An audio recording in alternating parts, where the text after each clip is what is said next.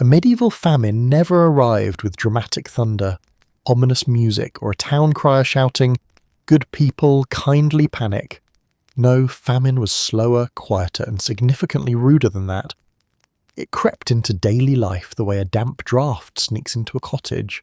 First you ignore it, then you notice it, and then suddenly you're shivering and wondering who invited misery inside. The good news? You ate yesterday. The bad news? Today is a downgrade, and tomorrow looks like it's filing a complaint against your stomach's expectations. Hello, travellers. Histories do not always need to be boring. You can rest here and listen to hilarious histories to drift off to sleep.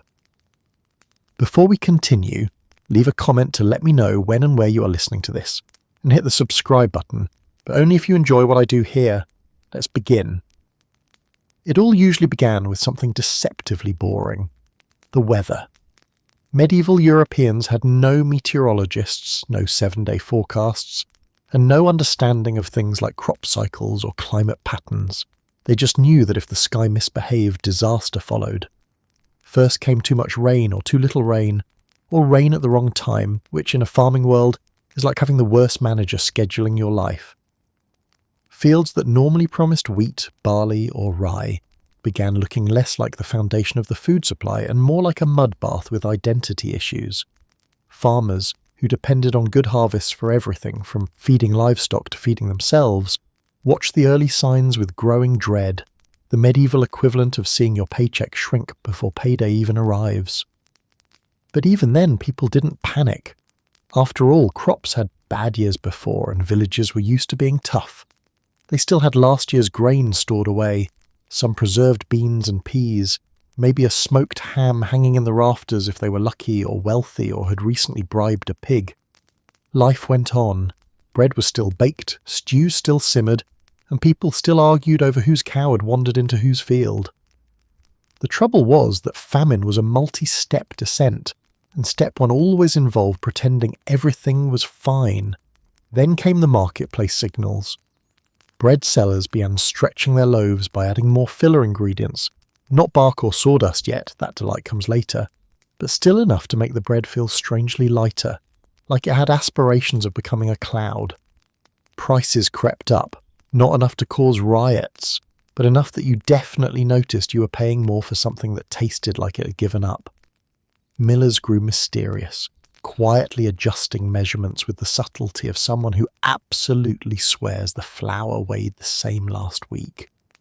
Conversations started to include phrases like, "It's just a temporary shortage," or "the harvest will be better next season," which in medieval terms translated to, "We are lying to ourselves, and we know." The next stage was livestock anxiety. Animals relied on the same crops people did, and when fodder declined, cattle, sheep and pigs began looking increasingly nervous.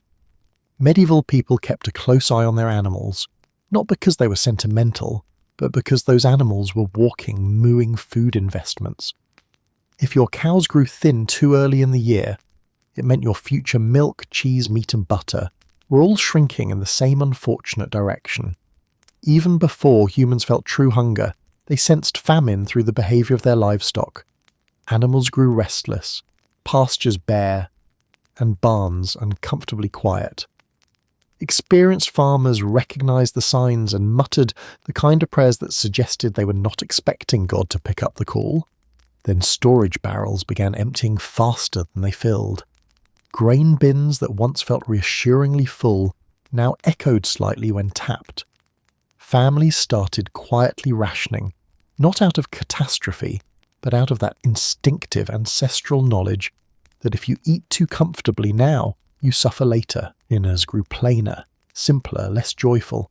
The luxury of a second helping politely left the conversation.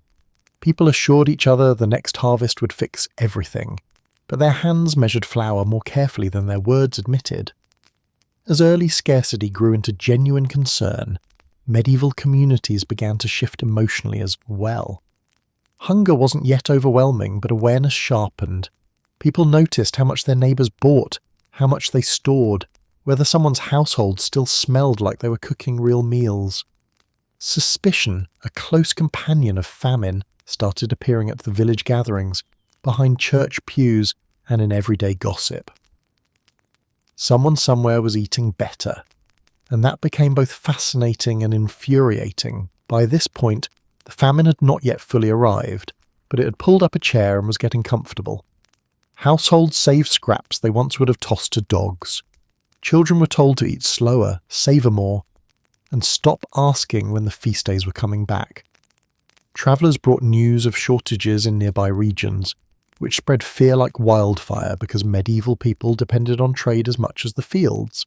If the next town was struggling, then your turn was coming soon, and then came the official acknowledgement, when the village elders, clergy, or local lord began holding meetings about managing the coming months. Nothing caused more dread than a medieval authority figure using the phrase coming months. It always meant your life was about to get less delicious. So no, a medieval famine didn't crash into life abruptly. It unfolded gradually, first an inconvenience, then a worry, then a tightening belt, then a reality you could feel in your bones and in your bowl. It was a slow spiral, a tightening rope, a series of small losses that slowly gathered into something too big to ignore. Bread in medieval Europe wasn't just food, it was the starring character in every meal, the unquestioned ruler of the dinner table, and occasionally the only thing standing between you and an empty stomach echoing louder than church bells. In a famine, bread didn't disappear overnight. No, it became something else entirely. It transformed from a warm, comforting companion into a thin, brooding slab that judged you with every bite. This bread isn't for enjoyment, it's for survival and mild regret. Under normal circumstances, medieval bread was already a bit of a gamble. You hoped for wheat, you settled for barley, and you endured rye. Good bread was white, fluffy, and expensive. Basically the medieval equivalent of ordering something off the premium menu. For the average peasant, daily bread tended to be darker, denser, and capable of doubling as construction material. But famine bread? That was a new category altogether. It was the edible form of disappointment, a loaf that whispered, "We both know this isn't ideal." The first sign of trouble was its texture. Medieval bakers, suddenly faced with flour that needed to last far longer than anyone liked, began stretching it. A little more water here, a little more kneading there, and soon the dough resembled something that technically held shape but emotionally had given up. What emerged from the oven was thinner, flatter, and more fragile, like the baker's hopes and dreams. You picked it up and it sagged a little, like it was tired too. Eating it didn't feel exciting. It felt like you were chewing through a reminder of agricultural failure. Then came the fillers. At first, bakers turned to whatever grains were on hand. If wheat ran short, they folded in barley. When barley shrank, they mixed in oats. When oats dwindled, things took a creative, but not necessarily wise, turn. Bakers added bran, chaff, husks, and cracked seeds, turning bread into a culinary time capsule of everything the field ever produced, including things that never intended to be dinner. This was the era when bread slowly gained the texture of sandpaper and the personality of a disappointed father. When things worsened, people got bolder, or more desperate, depending on how kindly you want to phrase it. They started grinding up tree bark. Not the flavourful cinnamon-like bark you'd want in modern baking, but the outer, gritty layers peeled off a tree with the faint hope that it could pass for flour. Mixing bark into bread produced a loaf that technically filled the stomach, but also threatened to start a splinter collection inside you. The forest, once a place for gathering firewood and losing cows, suddenly became an extension of the bakery. Medieval people didn't enjoy this creativity. They endured it because hunger makes innovators out of everyone. Colour was another betrayal. What had once been tan or golden now darkened into ominous shades that suggested it had seen things. Bread became greyish, brownish, sometimes streaked with odd tones depending on whatever substitute the baker scraped together. You didn't question the hue, you simply hoped it wasn't mould pretending to be a bold new shade of artisan sadness. Some loaves were so dark they reflected light strangely, like the bread itself was absorbing energy to compensate for your lack of calories. The taste, of course, followed the aesthetics. Anyone biting into famine bread discovered a flavour profile that could best be described as earth with ambition. It didn't taste good, but it tasted present, which was more than many foods could offer during a famine. Each chew released a gritty reminder that your meal now involved ingredients previously considered inedible, or at least unfashionable. You weren't savouring bread, you were negotiating with it, and the bread always won. Crucially, famine bread wasn't just a culinary downgrade, it was a social thermometer. Its quality reflected exactly how dire things had become. When bread got darker, people grew nervous. When it became smaller, they grew afraid. When it contained bark, everyone collectively understood the situation had gone past concerning and well into historic problem territory. This transformation affected morale as much as nutrition. Bread symbolised stability, and when that symbol cracked, literally, people felt the strain. And yet they ate it. They ate it dutifully, grimacing slightly, perhaps whispering a small apology to their teeth. They didn't have a choice. Bread remained the easiest food to make, store and divide, even when its ingredients had become questionable. Families sliced it thinner each week, shared pieces more sparingly, and guarded their loaves the way modern people guard Wi-Fi passwords. Eating bread wasn't about pleasure, it was about survival, and the bread knew it. That's why it sat there on the table looking smug. Bread's decline also reshaped mealtime rituals. Gone were the days when bread served as a utensil, dipping confidently into stews or sauces. During famine, bread became the entire meal, a lonely centerpiece without supporting cast. People chewed slower to trick their stomachs, closed their eyes to imagine better flavors, and cracked jokes that mostly masked their worry. Bread, once an anchor of abundance, now floated through daily life as a reminder of scarcity. By the time famine fully set in, bread had completed its sad evolution into the most judgmental food in the medieval diet. It didn't just feed people, it commented on their problems with every chew, but it remained the heartbeat of survival, even in its worst form. And in that sense, bread wasn't the villain of famine, it was the unwilling hero, performing badly but performing nonetheless. There were many sad days in medieval Europe, but few were as universally depressing as the moment people realised the wheat was gone. Not low, not scarce, gone. Wheat was luxury. Rye was a warning. And when wheat vanished from the granaries and market stalls, households collectively understood that the culinary downgrade they'd been avoiding had finally arrived. It was the medieval version of watching the premium option disappear and being left with the items no one reviews positively. Wheat mattered far more than we imagine today. It wasn't just a grain, it was status, stability, comfort, and the closest thing medieval people had to emotional support food. A loaf made of wheat flour was lighter, softer, more flavourful, and, most importantly, more digestible than its grain competitors. When you ate wheat bread, you felt like a person living a life worth envying. When you ate rye bread, you felt like life was teaching you a lesson you didn't ask for. Wheat was what kings, nobles, merchants, and the lucky enjoyed. Rye, barley, and oats were what everyone else tolerated. But famine flipped this hierarchy, and wheat was the first to flee. The disappearance began quietly enough. Wheat yields were always more sensitive to bad weather, pests, and soil exhaustion.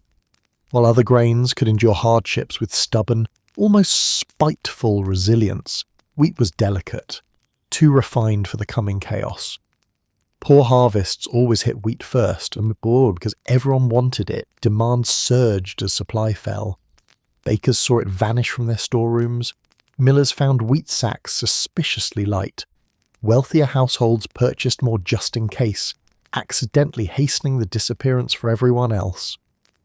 Then the day arrived when the last wheat loaf sold in the market, and the baker wiped down the counter with the solemnity of someone closing a beloved chapter of life. For the average medieval person, this moment struck with almost theatrical drama. Wheat wasn't just food, it was identity. Losing wheat felt like losing the right to believe things would be okay. Wheat symbolised normalcy, and normalcy had just left the building.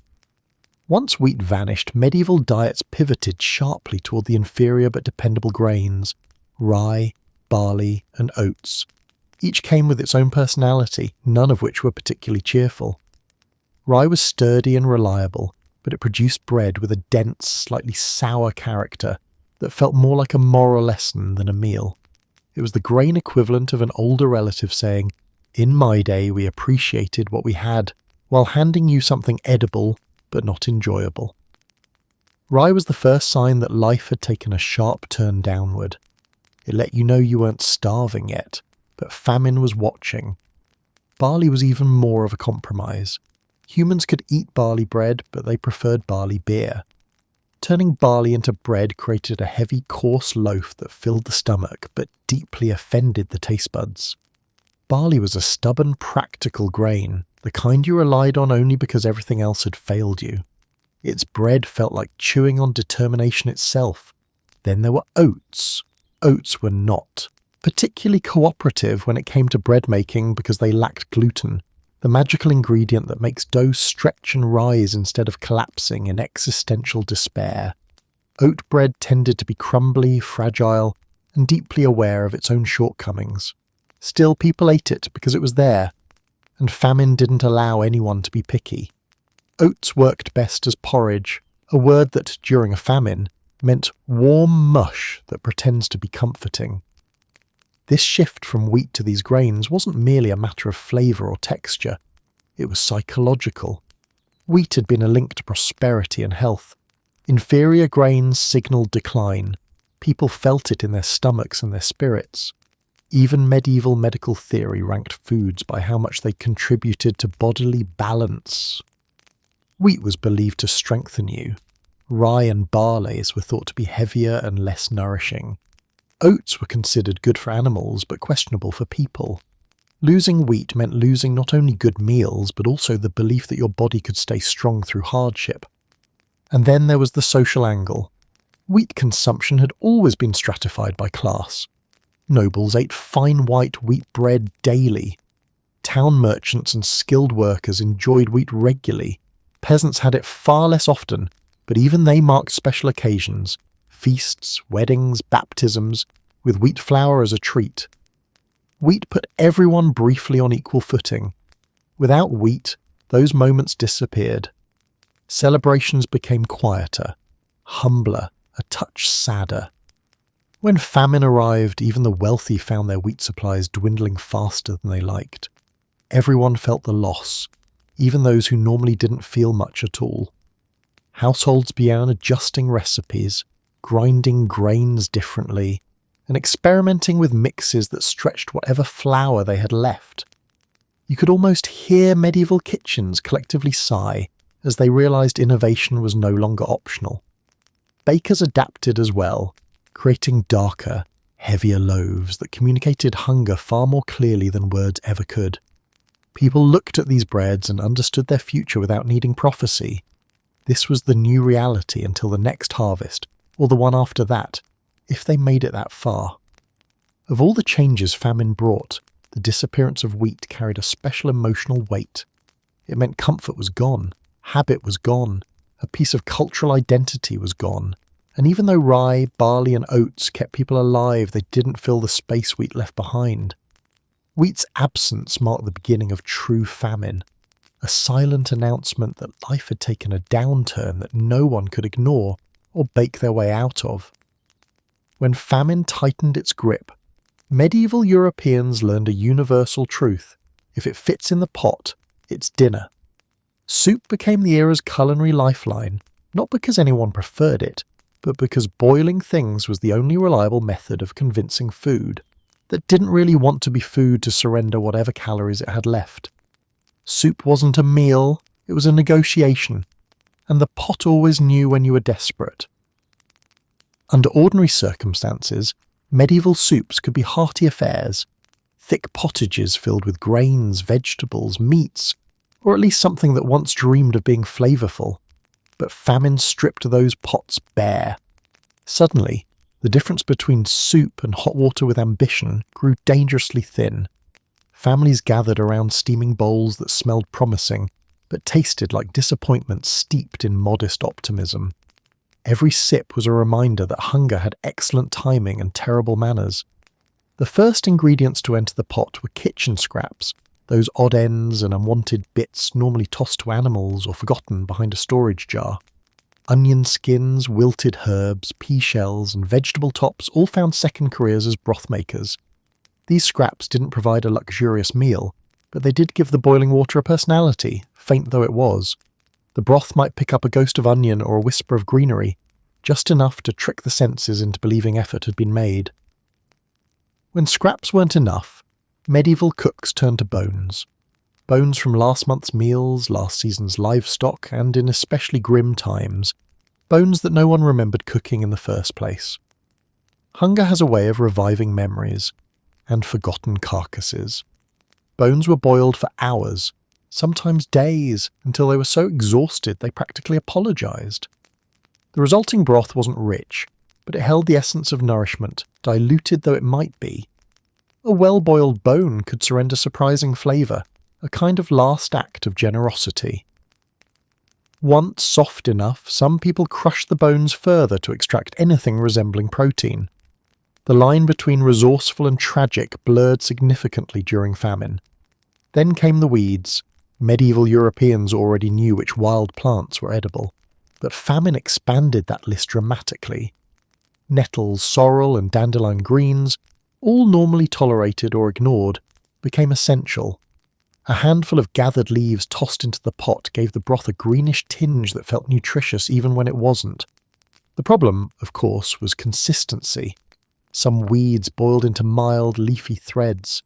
Others transformed into bitter strands that floated on top like they were judging you. Still, people ate them because the alternative was staring into a bowl of plain water and trying to pretend it was soup. Roots joined the pot as well. Gnarled, stringy things pulled from stubborn soil. Not elegant carrots or plump turnips, which were already long gone, but lesser cousins that resembled edible wood more than vegetables. Boiling them softened their mood, but rarely their texture. Children gnawed these root pieces with the earnest determination of people who had fully accepted their fate. Occasionally small creatures found their way into famine pots too. Frogs, snails, or tiny river fish were added, when fortune smiled, though fortune rarely smiled with teeth.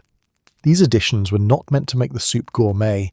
They were meant to remind your body that protein still existed somewhere in the world. A single fish could flavour an entire pot, even if it dissolved into anonymity during the cooking. Medieval soup didn't guarantee you'd find ingredients in every bite. It guaranteed you'd find hope, and hope is a surprisingly stretchy ingredient. But the real star of famine soup wasn't anything solid. It was heat. The warmth of a bowl mattered as much as its contents.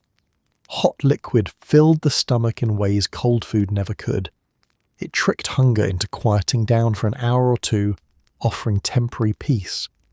Even if the soup tasted like sadness boiled with a touch of possibility, it still provided comfort. In a world where bread grew thin and wheat vanished, warmth became a kind of nourishment itself. Soup also stretched food in ways no other method could. A few weeds and a bone could become enough for an entire family, especially when everyone agreed, verbally or silently, that seconds were more a fantasy than a promise. Larger households often kept a cauldron simmering constantly, adding whatever they could find over the course of a day. This perpetual broth wasn't elegant, but it ensured that no scrap was wasted. The pot became a repository of survival, a record of every edible moment the family managed to gather. And then there was the social element of soup. It became a unifying ritual. Families and neighbours sometimes shared simmered pots, exchanging ingredients, flavours and gossip about who was still managing to eat reasonably well. Soup brought people together in the most literal sense, crowding around one pot, one ladle, one shared attempt to stay alive. The act of stirring a pot became symbolic, a form of hope in motion, each turn saying, "Something is still here." Meals grew quieter as famine progressed, but soup maintained a peculiar dignity. It asked for nothing more than heat and water. It accepted whatever you gave it, whether that was a handful of greens or a bone that looked like it had already been boiled twice. It didn't promise satisfaction. It promised sustenance. And during a famine, that was enough. By the time people had grown used to their thin broths, they understood this truth deeply. Soup wasn't just food. It was a method of stretching the world when the world refused to stretch back. It was the meal that kept you upright, even if it didn't keep you cheerful. It was dependable, simple, and endlessly adaptable, qualities medieval life suddenly treasured far more than flavour. Congratulations, you're now a professional forager with no training. In a famine, medieval Europeans quickly discovered a harsh but universal rule. Anything that grew, crawled, sprouted, or stubbornly clung to life outdoors was now a potential meal. Fields had failed, pantries had thinned, and livestock had gone suspiciously quiet. So people turned to the wilderness, not with enthusiasm but with determination, curiosity, and the faint hope that the forest would offer something both edible and not actively insulting. Foraging wasn't an elite hobby or a romantic walk through blooming nature. It was survival dressed in leaves and mud. People who had spent their entire lives farming predictable crops suddenly found themselves squinting at plants they had previously ignored, asking urgent culinary questions like, "Will this heal me?" or "Does this count as food if I pretend hard enough?"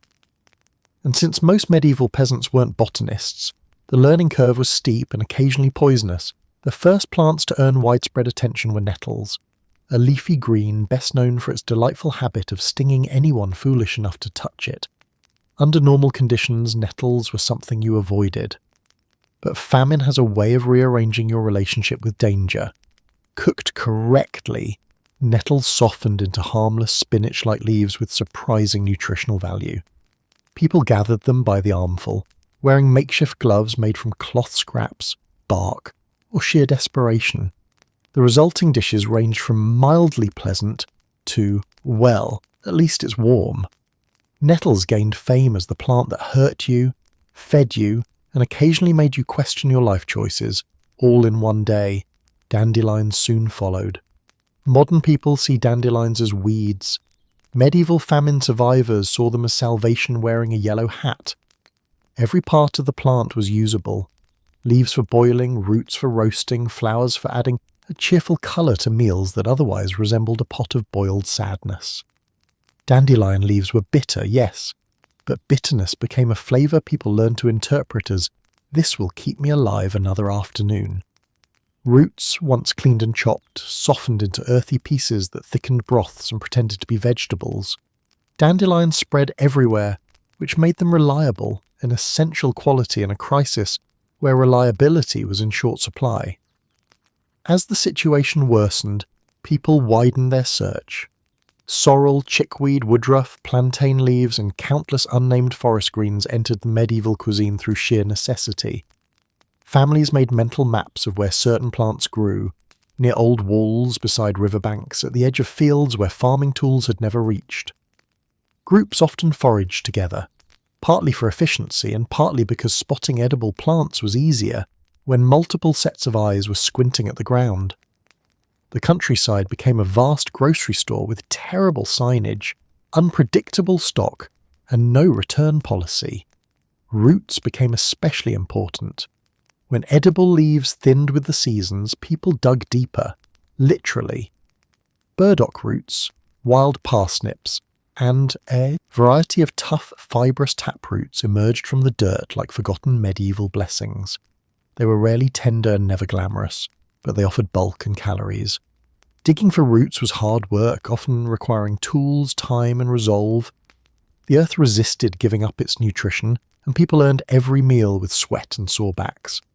The resulting roots had to be boiled, boiled again, and sometimes boiled a third time to become remotely chewable. But once softened, they provided energy that bread could no longer consistently offer. Of course, not everything found in nature was safe, and mistakes happened. Medieval survival wasn't made easier by the fact that several toxic plants pretended to be edible ones with impressive accuracy. Mushrooms, especially, were treated with suspicion. People knew someone who had eaten the wrong mushroom and begun seeing visions of angels, or worse, accountants. Only the most recognizable species were collected, and even then, families thus cooked them with the expression of people performing a risky experiment. Children were warned sternly, if you don't know what it is, don't eat it. A rule that was followed with varying enthusiasm, especially by hungry teenagers. Berries offered small bursts of hope. Blackberries, raspberries, elderberries, and sloes provided sweetness in a world rapidly losing its flavour. But berries were seasonal and competitive. Birds wanted them too, and birds rarely respected sharing etiquette. Medieval families sometimes set out early in the morning to gather berries before wildlife claimed them, celebrating even a handful as if nature had smiled gently instead of scowling. Foraging also created a new rhythm in daily life. Instead of tending fields, people wandered through forests and along hedgerows, learning the landscape intimately. They noticed which plants emerged after rainfall, which ones thrived near shade, and which ones mysteriously disappeared into the stomachs of quicker, more determined neighbours. Knowledge spread quickly, which roots were best roasted, which greens softened nicely in broth, which flowers didn't belong anywhere near a pot unless you wanted to see colours you'd never seen before. Even though foraging was essential, it carried emotional weight. People understood that gathering weeds meant the food system had collapsed around them. Each plant plucked from the earth was a reminder that the fields, their pride, their labour, their annual promise, had failed. Foraging didn't feel like triumph, it felt like adaptation forced upon you by circumstances you couldn't control. But it also sparked resilience. Famine pushed people out of their routines and into the wild, where they learned to read nature with new eyes. They survived not because they wanted to, but because they found sustenance in places they'd never looked before. By the height of famine, medieval diets resembled a catalogue of the countryside. Leaves, roots, flowers, and whatever else didn't run away or poison them immediately. These humble plants didn't taste like feasts, but they filled bowls, soothed hunger, and carried people step by step through the hardest months. There are low points in human history, and then there is the moment you realise you are seriously considering eating a tree. Not fruit from a tree, not nuts from a tree, the actual tree itself. During a medieval famine, the forest became less a place of beauty and more a pantry of last resort. People stared at trunks and branches with the same expression one normally reserves for a stale loaf or a questionable leftover. The forest gives indigestion. Bark bread wasn't a culinary innovation, it was a surrender. It emerged not from creativity, but from necessity.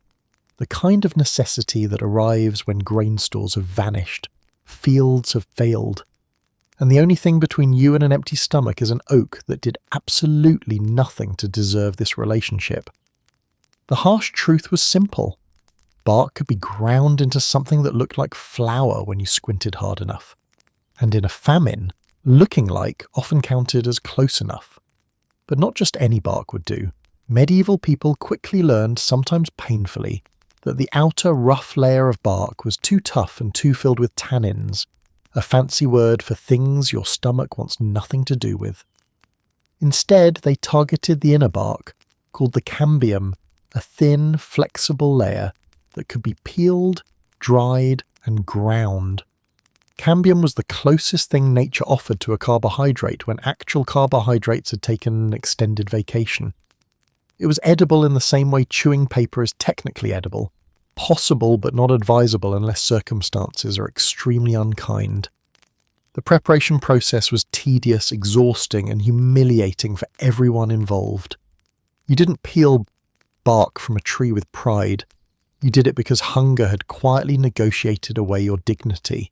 Strips were shaved off carefully, laid out to dry, then pounded into powder with mortars and pestles. The resulting flour smelled faintly of woodshop and tasted like a memory of the bread you once loved, but would never see again. Mixed with whatever real grain remained, or with nothing but water, it became a dough that refused to rise, refused to soften, and occasionally refused to acknowledge itself as food. Once baked, bark bread was unmistakable. It was dense, it was dark, it was the embodiment of culinary despair. And when you bit into it, you heard a sound, an unsettling crunch that felt like you were offending both nature and your molars. Some described the texture as brittle, others as gritty, and a few, with admirable honesty simply called it tree-flavoured misery.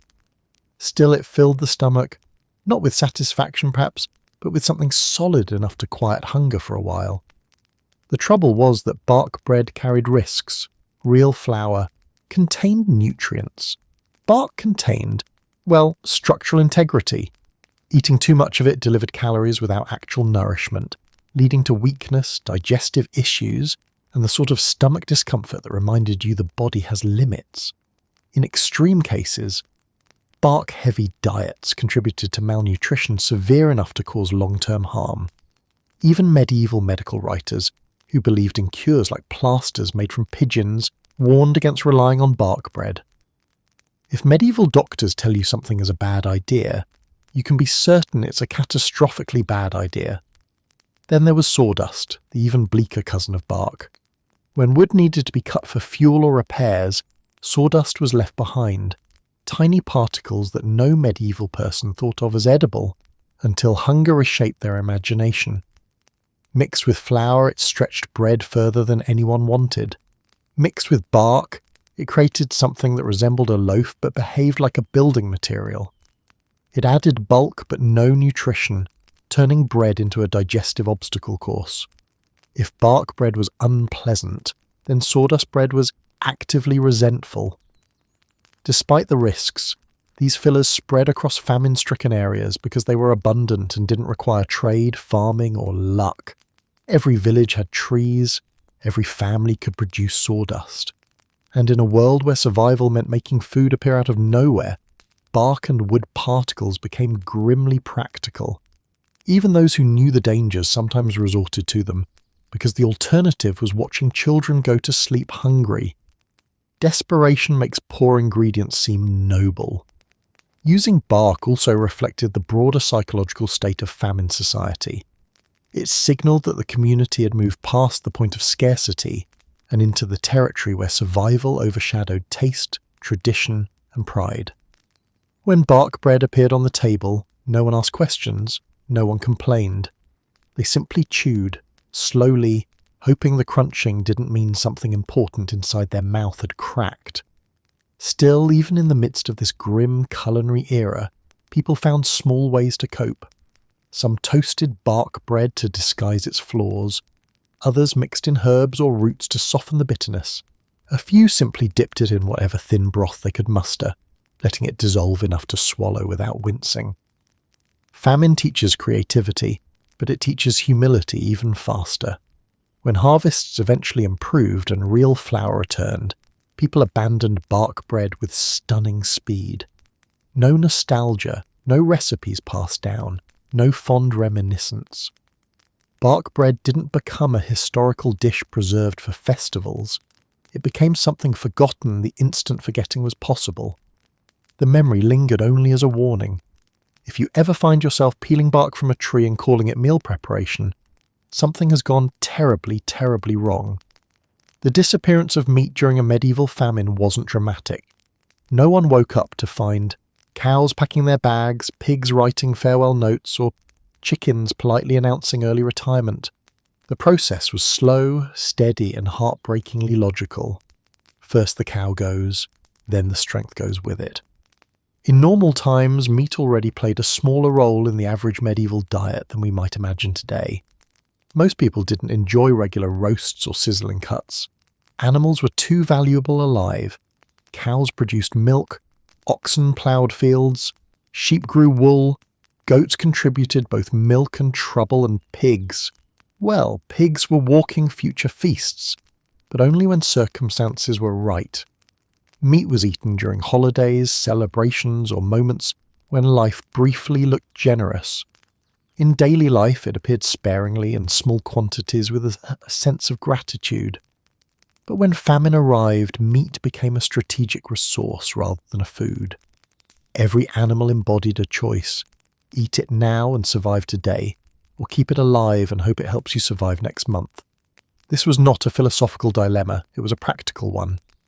Early in a famine, livestock turned from assets into burdens. They ate fodder humans desperately needed to stretch. They required care, labour, and food, all of which were in shorter supply than optimism. So one by one, animals began to disappear. The first to go were usually pigs. Pigs consumed a lot, grew quickly, and didn't contribute to farm labour, making them expendable when resources tightened. Families that had hoped to fatten pigs for winter slaughter decided winter might never arrive and acted accordingly. A pig could feed a household for days, even weeks, if rationed carefully. But that supply disappeared quickly, and once the pig was gone, there was no new one coming. Hunger does not accept installments. Chickens often followed. While chickens did provide eggs, they also required grain that was suddenly worth far more as human food. Keeping a chicken alive for its occasional egg made less sense than turning it into a pot of protein while it still had some muscle left. The disappearance of chickens marked a sharp decline in the availability of fresh protein. And because everyone made the same decision at roughly the same time, villages collectively consumed their poultry in a short, sad wave. Cows and sheep were different. These animals weren't just food, they were survival tools.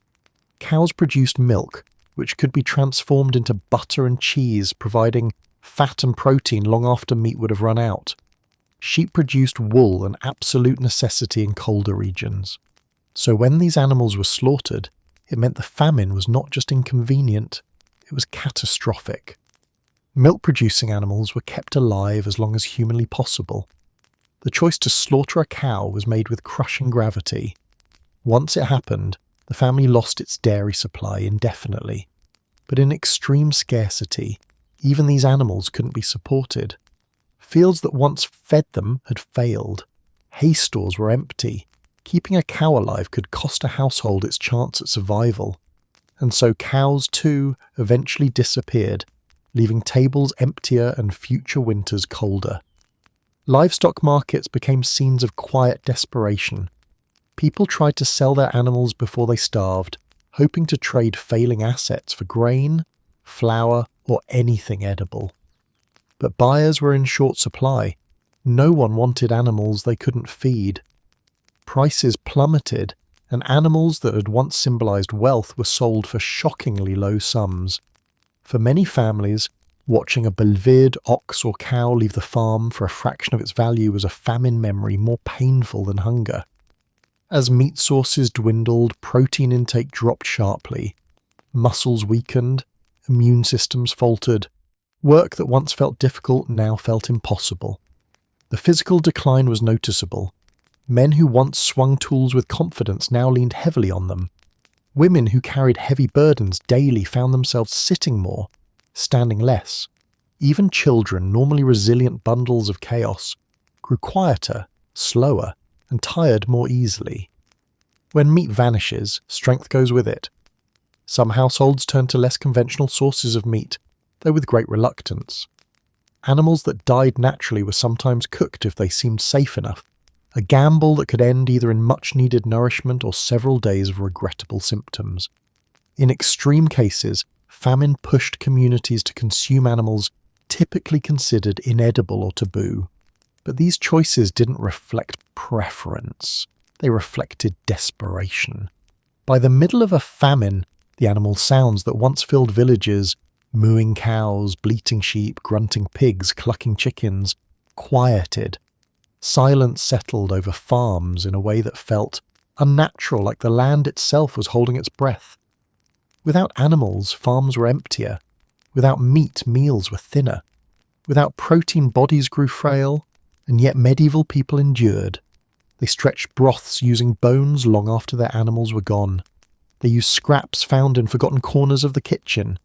They supplemented their diets with foraged plants and whatever else the land offered. Meat had vanished, but survival instincts had not. Still, when famine finally ended, when fields recovered, rain returned, and animals repopulated, people remembered the silence. They remembered the weight of choosing which animal lived yesterday and which would be dinner today. They remembered how quickly physical strength faded when protein vanished. And most importantly, they remembered that livestock was not just wealth, it was life insurance. The day meat disappeared was the day hunger became real, visible, undeniable. It marked the line between scarcity and crisis. And even generations later, families told stories of the famine years when the barns grew empty and life grew heavier. When famine swept through medieval Europe, the landscape of edible possibilities expanded in creative, uncomfortable directions.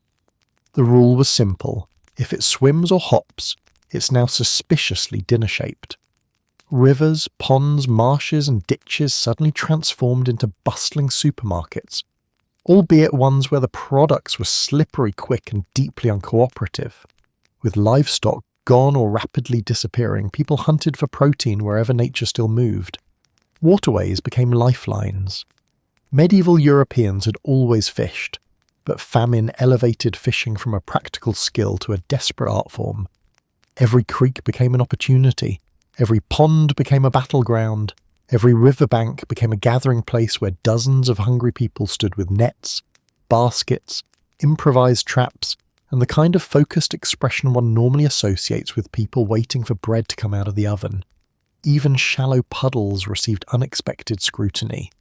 Anything aquatic was worth investigating. Fish were the most obvious targets. Large fish, however, were rare prizes. By the time famine hit hardest, the easy catches had been claimed early by those with the tools, luck, or shamelessness to grab them immediately. What remained were smaller fish, tiny darting creatures that made you question why evolution had designed them to be so fast during a time when humans clearly needed a win. But desperate times don't judge portion sizes. Even a handful of finger-length fish, boiled whole into an unidentifiable mass, delivered precious protein. Communities developed quick improvised techniques. Some stretched woven baskets between stakes and streams, letting water carry fish into captivity. Others used cloth or nets weighted with stones to sweep shallow waters in a single determined motion. Children often served as fish chasers, splashing loudly to scare fish into traps or towards adults waiting with nets or questionable enthusiasm. In famine, teamwork wasn't optional, it was hunger management. Frogs, meanwhile, leapt into dietary relevance whether they wanted to or not. Medieval Europeans didn't think of frogs as delicacies or symbols of culinary sophistication. They thought of frogs as things that moved and therefore deserved consideration. Catching frogs required stealth, speed, and a fairly loose definition of dignity. People waded into ponds with skirts or trousers hiked up, moving slowly, hands poised, performing what must have looked like a ritual dance invented by someone under emotional strain. Once caught, frogs were skinned, cooked, and consumed with the unspoken understanding that texture would be memorable. Eating frogs was not celebrated, there were no feasts held in their honour, but they provided protein that bodies desperately needed. Their small size made them inconvenient, but famine had taught people long ago that inconvenience was a luxury they no longer recognised. Eels also entered the picture, especially in regions where they were common. Eels were slippery, stubborn creatures that resisted every attempt at involvement in human survival plans, but they were nutritious, and medieval people learned various methods to capture them: baskets set at river mouths, baited traps, or simply grabbing the wriggling creatures by hand during low water. Eel catching was a skill perfected only by those willing to wrestle dinner into submission, and while their appearance did not inspire immediate culinary excitement, eels provided valuable fat and protein that few other famine foods could offer. Then there were the technically edible creatures. These were the desperate picks, things no one wanted to admit they were considering, let alone preparing. Water beetles, for example, were crunchy but undeniably full of nutrients. Small freshwater snails appeared more frequently in pots, cooked long enough to soften both the snail and the cook's emotional resistance. Even tadpoles had their moment, skimmed from ponds in scoops that looked suspiciously like denial disguised as determination. But famine didn't just change what people ate. It changed their relationship with water itself. Ponds became mirrors of hardship, rivers became reminders of scarcity, fishing transformed from a peaceful pastime into a tense competition. If three families arrived at the same watering hole with the last of their energy and the same desperate goal, diplomacy evaporated quickly. Yet despite tension, communities also formed unspoken agreements. Leave some fish to grow, don't poison the water, don't destroy the habitat. Hunger could bend rules, but survival demanded some cooperation. The flavour of famine fish dishes was equally unpredictable. Without herbs, spices or oils, everything tasted faintly of mud or swamp, or in best-case scenarios, slightly less muddy swamp. People boiled fish whole, fried them on flat stones, dried them over smoky fires, or simply tossed them into soup pots where they dissolved into the broth like quiet contributors who didn't want credit. Frogs were often stewed because frying required fat that simply didn't exist. Snails were boiled until their resistance, or yours, broke. Throughout this era, bodies craved protein desperately. Without meat, dairy or eggs, people grew weak quickly. The small amounts they scrounged from waterways weren't always enough to restore strength, but they slowed decline. A handful of tiny fish could give a day's labourer just enough energy to survive another day. A couple of frogs could keep a child from fainting. A successfully caught eel could feed an entire family, even if it looked like something crafted by a bored sea monster. The emotional side of famine fishing was equally complex. Rivers became sources of hope and anxiety. Ponds became daily destinations where people measured their luck one net pull at a time. The fear of empty water lingered constantly. If the river failed them, what remained? By mid-famine, many waterways were noticeably emptier, their ecosystems strained by relentless pressure. Even nature felt the famine. Still, people returned to the water again and again, because as long as something swam or hopped, survival had a fighting chance. And though the meals they produced were small, strange, or vaguely unsettling, each one represented resilience, proof that hunger might push humans to the edges of their comfort, but it couldn't extinguish their refusal to give up. Butter was once yellow. Now it's a memory. If there was a single culinary shift that captured the emotional collapse of a medieval famine, it was the disappearance of dairy. Milk, butter, cheese. These were the foods that made life feel normal, generous, even comforting. They were the soft edges in a world full of hard work. But dairy required animals, and animals required food, and soon enough the famine made sure both were in painfully short supply. What followed was not just the loss of a food group, it was the loss of a small piece of happiness. Dairy began disappearing well before meat vanished entirely, not because cows and goats were eaten first, but because they were complicated creatures. A cow wasn't just a walking milk container. It was a large, hungry animal whose daily appetite rivaled the entire households. As the famine deepened and fodder ran low, families faced a terrible choice: keep the cow alive and risk starving alongside it, or sell it, slaughter it, or watch it waste away helplessly. None of these options felt like survival, they felt like endings. Once cows grew thin, the first thing to vanish was the richness of their milk. Cows underfed on shrinking pastures produced less, sometimes only a trickle. Families who once relied on fresh milk daily now lined up their bowls and discovered that the cow could barely fill a cup. Even goats, famously resilient and famously rude, began to falter. Their milk diminished week by week, then day by day. A goat that could previously feed several children now barely produced enough to coat the bottom of a ladle. And without milk, butter simply stopped happening. Butter was a luxury on good days, a rich yellow brick of stored vitality. When churned properly, it tasted like sunshine had decided to become edible. But butter required cream, and cream required abundance, and famine ensured neither existed. Butter dishes that once held golden slabs now held nothing but dust and memory. People scraped their fingers along the inside edges of old containers, hoping for a trace, a smear, anything that might remind them what fat tasted like. Even the smell became precious. Cheese followed a similar fate. Stored wheels disappeared first, cut more thinly each passing week. Some were traded away for grain, some rationed so carefully that a wheel lasted months. But when the stored cheese was gone, there was no replenishing it.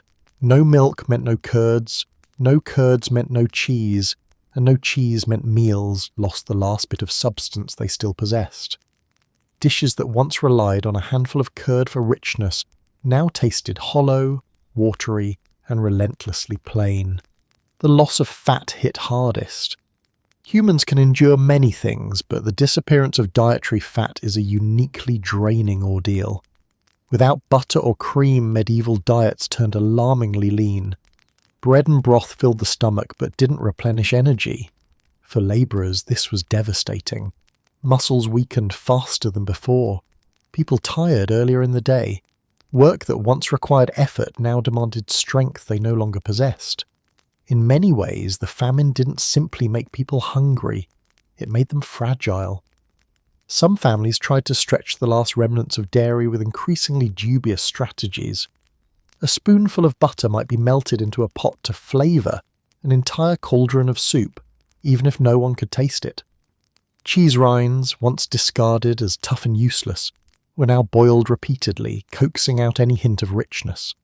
Milk, when available at all, was mixed with water to extend it, even if the result tasted like someone had whispered milk into a bucket and hoped for magic.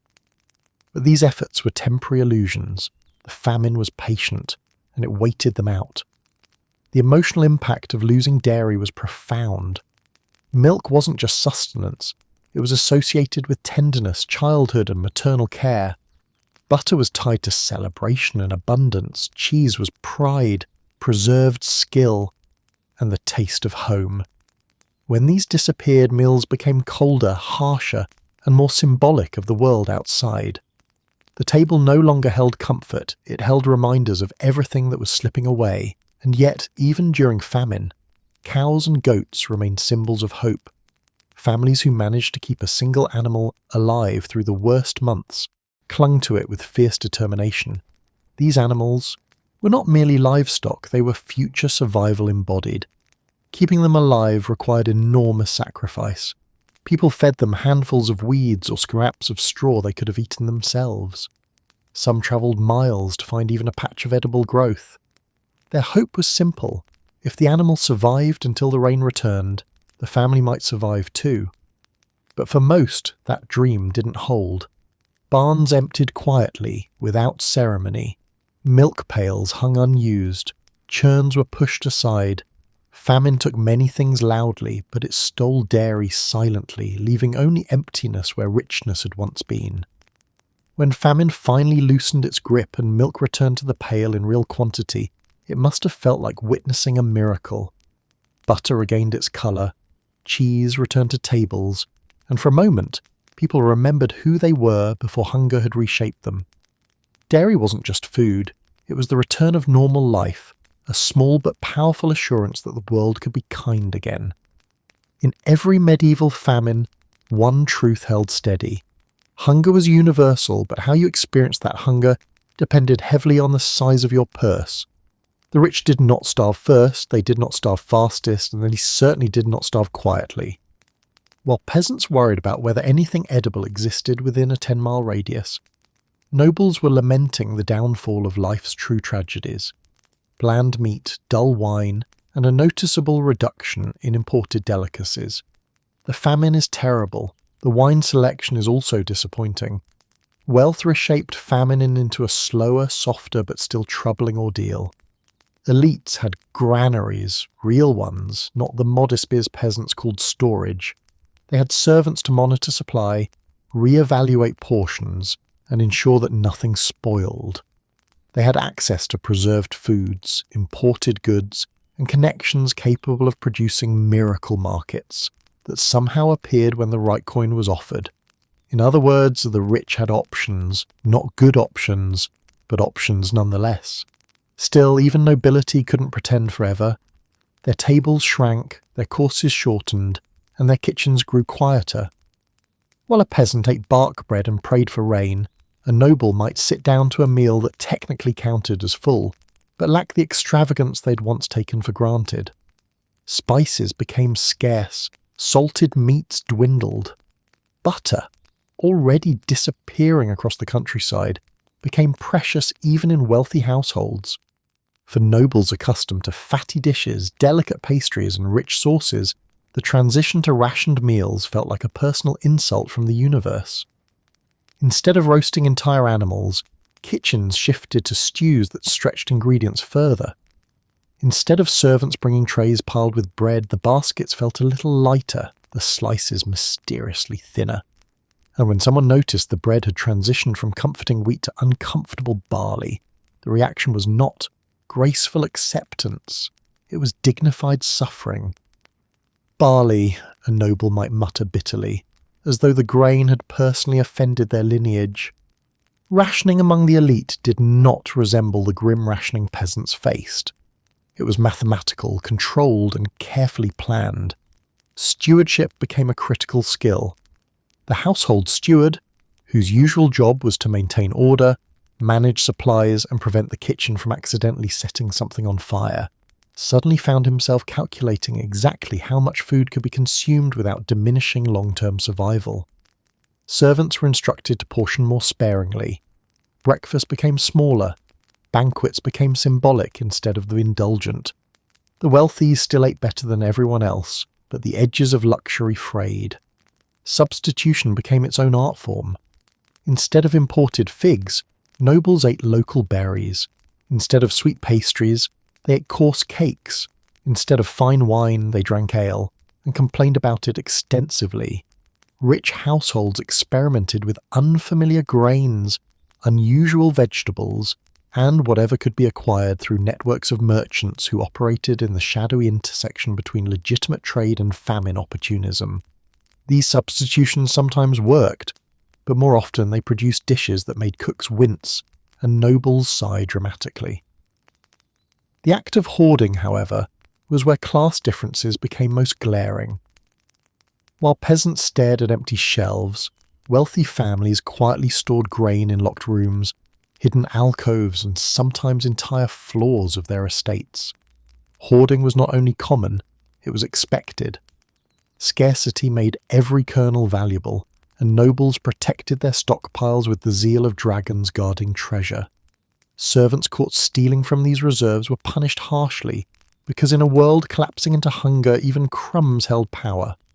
Merchants played a crucial role in elite survival. Some travelled great distances to procure food still available in neighbouring regions. They charged staggering prices, and nobles paid them without blinking. Because a loaf of wheat bread was suddenly the medieval equivalent of a luxury handbag. Access meant status, and even during famine, status mattered. Wealthy households hosted smaller, quieter meals not only for nourishment but to signal continued stability. Nothing soothed anxiety like pretending everything was fine over a cup of moderately acceptable ale. Yet even the rich could not hoard their way out of the ecological realities. If the crops failed everywhere, if the rains refused to come, if blight swept across regions, then no amount of coin could conjure food that didn't exist. And so elites too felt the pressure. They watched their supplies dwindle month by month. They noticed the servants' worried glances. They overheard rumours that even distant markets had run dry. Their wine cellars, once overflowing, began to show uncomfortable empty spaces. Their kitchens served dishes they never imagined eating. For nobles who had built their identity around abundance, this diminishing world felt like the erosion of their very dignity. But the greatest difference lay in how the suffering was expressed. Peasants endured hunger silently or with quiet complaints. Nobles suffered theatrically. They wrote letters to acquaintances lamenting the deplorable state of the table. They scolded cooks for failing to produce miracles. They criticised substitutions that neither they nor anyone else had alternatives for, and when the famine finally ended, they spoke of their hardship as if surviving slightly inferior meals had been equivalent to wrestling wolves. And still, despite their insulated walls and locked granaries, the rich were vulnerable in one crucial way. They relied on those below them to work, cook, fetch water, harvest, and maintain the estate. A noble could hoard grain, but they could not hoard skilled hands or strong bodies. When the poor weakened, the entire system weakened with them. Hunger travelled from servant to master, not through food, but through dependency. In this way, famine reminded everyone, rich and poor, that nature could humble even the most privileged. The difference was simple. The poor tasted hunger immediately. The rich tasted it slowly, mixed with bitterness and complaints about beverage options. Someone nearby is eating better than you. You can smell it. That unsettling truth became a defining feature of medieval famines, where hunger wasn't distributed equally and desperation created entire underground economies. While fields failed and granaries emptied, some people, quietly, strategically, found ways to keep their tables slightly fuller than their neighbours. And nothing breeds suspicion faster than the faint scent of bread wafting through a starving community. Grain was the true currency of famine. Not gold, not livestock, not land. Grain. Whoever controlled it controlled survival itself. Hoarders understood this instinctively, which is why many began stockpiling grain at the first sign of a poor harvest long before panic set in. This wasn't casual storage. This was strategic accumulation. Grain was bought, borrowed, traded, hidden, and fiercely protected. Some hoarders were wealthier merchants or landowners who recognized an opportunity. Others were ordinary families acting out of fear. And some were millers, people who handled grain directly and thus had the easiest access. A single handful withheld here, a small sack set aside there, and suddenly a famine economy developed in the shadows. No one spoke openly about it, but everyone knew it was happening. They could see the clues: households where no one looked as thin, people who chewed too comfortably, kitchen fires that burned more often than seemed fair. The black market emerged almost immediately. When official markets began emptying and authorities imposed price controls to prevent chaos, the illegal trade stepped in with all the subtlety of a hungry fox. Grain prices soared in backrooms, barns, alleys, forest edges, wherever desperate people met those willing to exploit them. Buying grain legally might cost a few pennies. Buying it illegally could cost a month's wages. Smugglers carried sacks across borders, sneaking grain from regions hit lightly by famine to those hit harder. These weren't glamorous smugglers with fast horses and dramatic disguises. They were small-time traders using cloaks, wagons with hidden compartments, or simple misdirection. Sometimes they bribed guards, sometimes they lied. Sometimes they relied on the fact that starving communities didn't have the strength to pursue anyone after dark. The illegal trade relied heavily on silence. Everyone involved had a reason to keep quiet. Buyers didn't want to be accused of undermining the community. Sellers didn't want to lose their income or their stock. And authorities, when they did catch wind of smuggling, often found themselves unable to enforce punishment consistently. Starving populations made poor enforcers. You can't demand loyalty from bodies running on fumes. Price gouging became an almost artful cruelty. Imagine paying 10 times the normal cost for a loaf of gritty dark bread, knowing the seller was capitalizing on your hunger. Imagine watching someone weigh grain with suspicious hesitation, ensuring every kernel extracted maximum profit. Famine didn't just reduce food, it reduced trust. People began doubting their neighbours, their merchants, even their own leaders, and trust, once cracked, was harder to repair than bark bread. Inside homes, secrecy became a survival tactic. People cooked quietly, kept windows shut, and tried to hide the smell of boiling broth or baking bread. A pot bubbling on the fire was no longer a simple domestic moment. It was an event that had to be disguised. Curtains stayed drawn.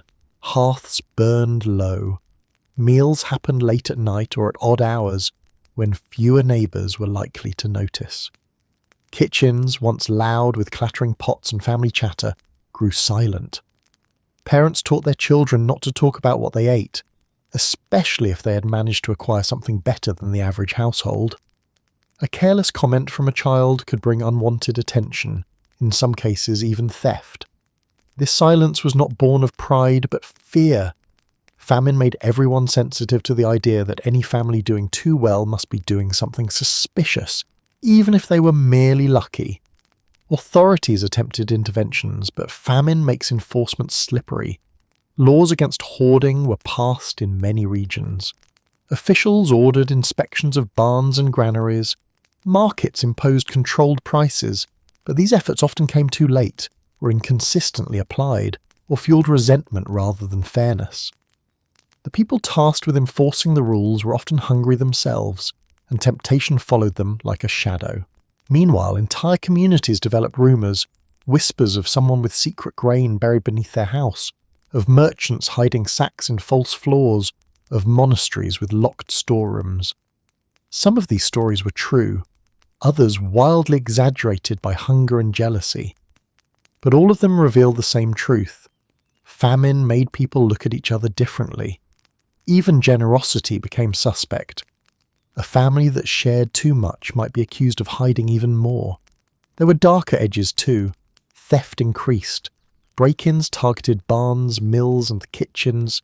Desperation eroded moral boundaries that once held firm. People who would never have stolen a coin suddenly found themselves slipping into a neighbour's yard at dusk, hoping to find a handful of grain spilled from a misplaced sack. Hunger doesn't excuse crime, but it certainly explains it. And yet, even amid all this tension, some communities managed to maintain a fragile sense of solidarity. Neighbours warned each other about price-gouging merchants. Families pooled resources to avoid turning to black market sellers. Villages sometimes confronted hoarders collectively, shaming them into releasing grain. Hunger brought out greed, but it also brought out fierce forms of cooperation. Still, the lasting image of famine society is that of a village where the kitchens grew quiet. Not because no one was cooking, but because everyone was hiding their cooking. Meals became secrets. Food became currency. Survival became a negotiation conducted in whispers. And all the while, the unmistakable scent of someone else's stew drifting through the air remained the cruelest reminder that hunger was unfair, even when shared by an entire community. Hunger was already terrible, but famine had a special talent for adding insult to injury. Just when you thought you'd triumphed over starvation, dinner itself betrayed you. In the medieval world, survival often meant eating things no sane, well-fed person would ever consider.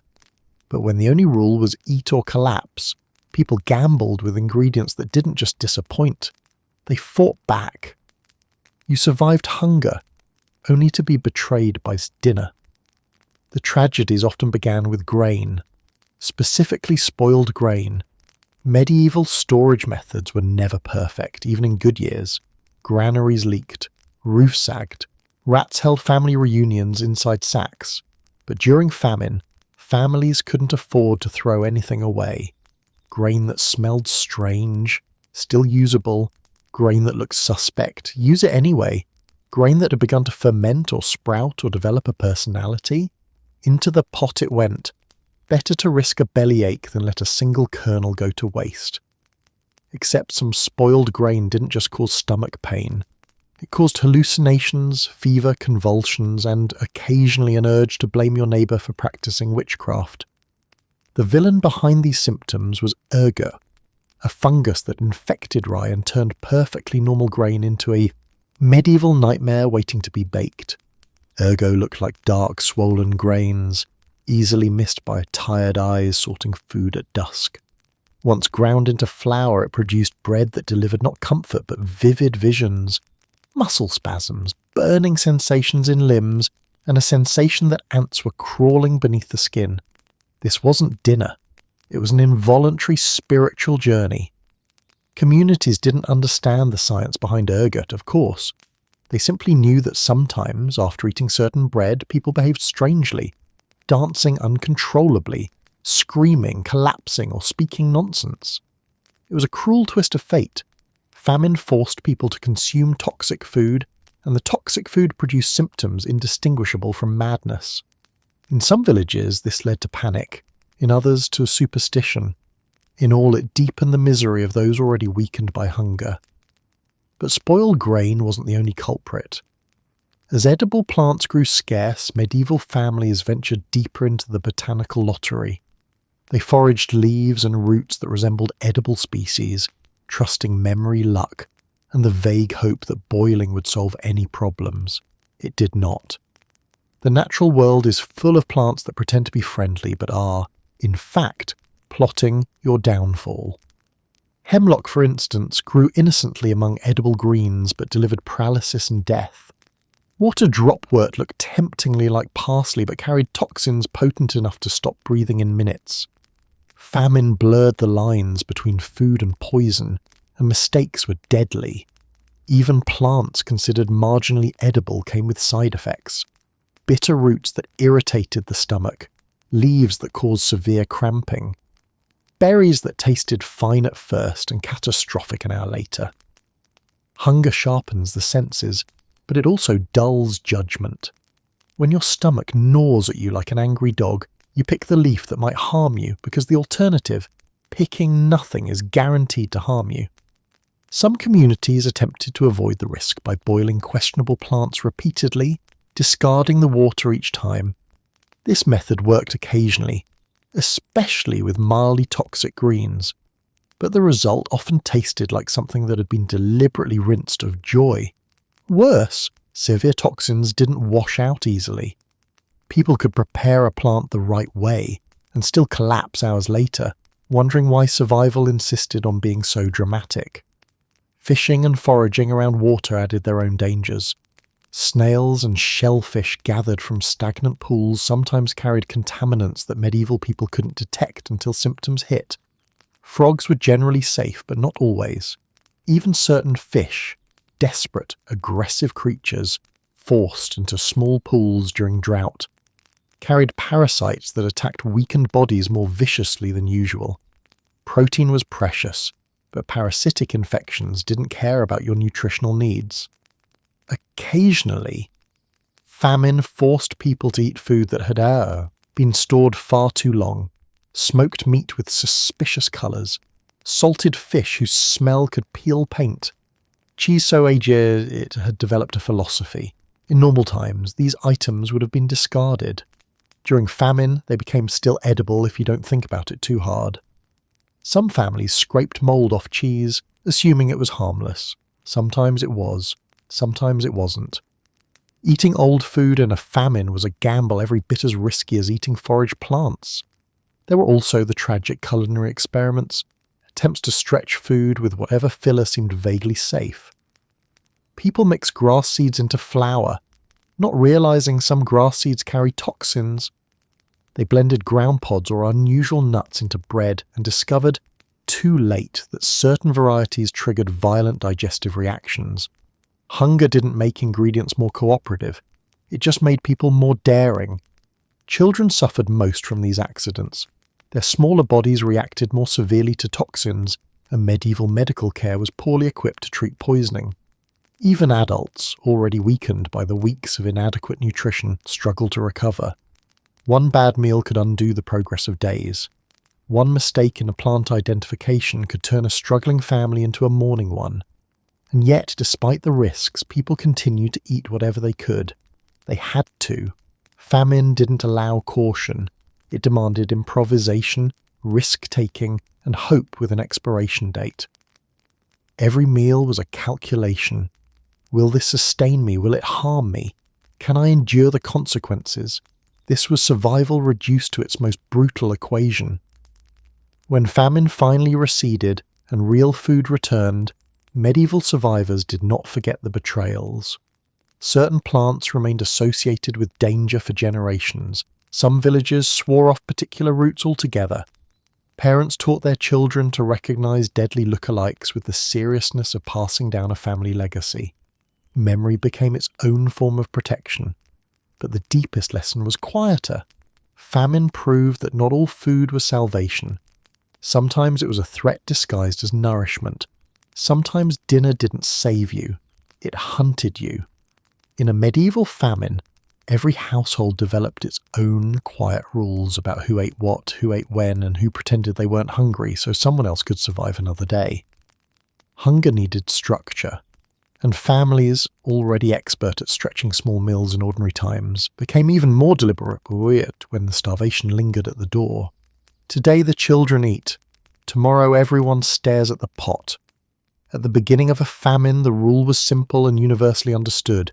Children ate first.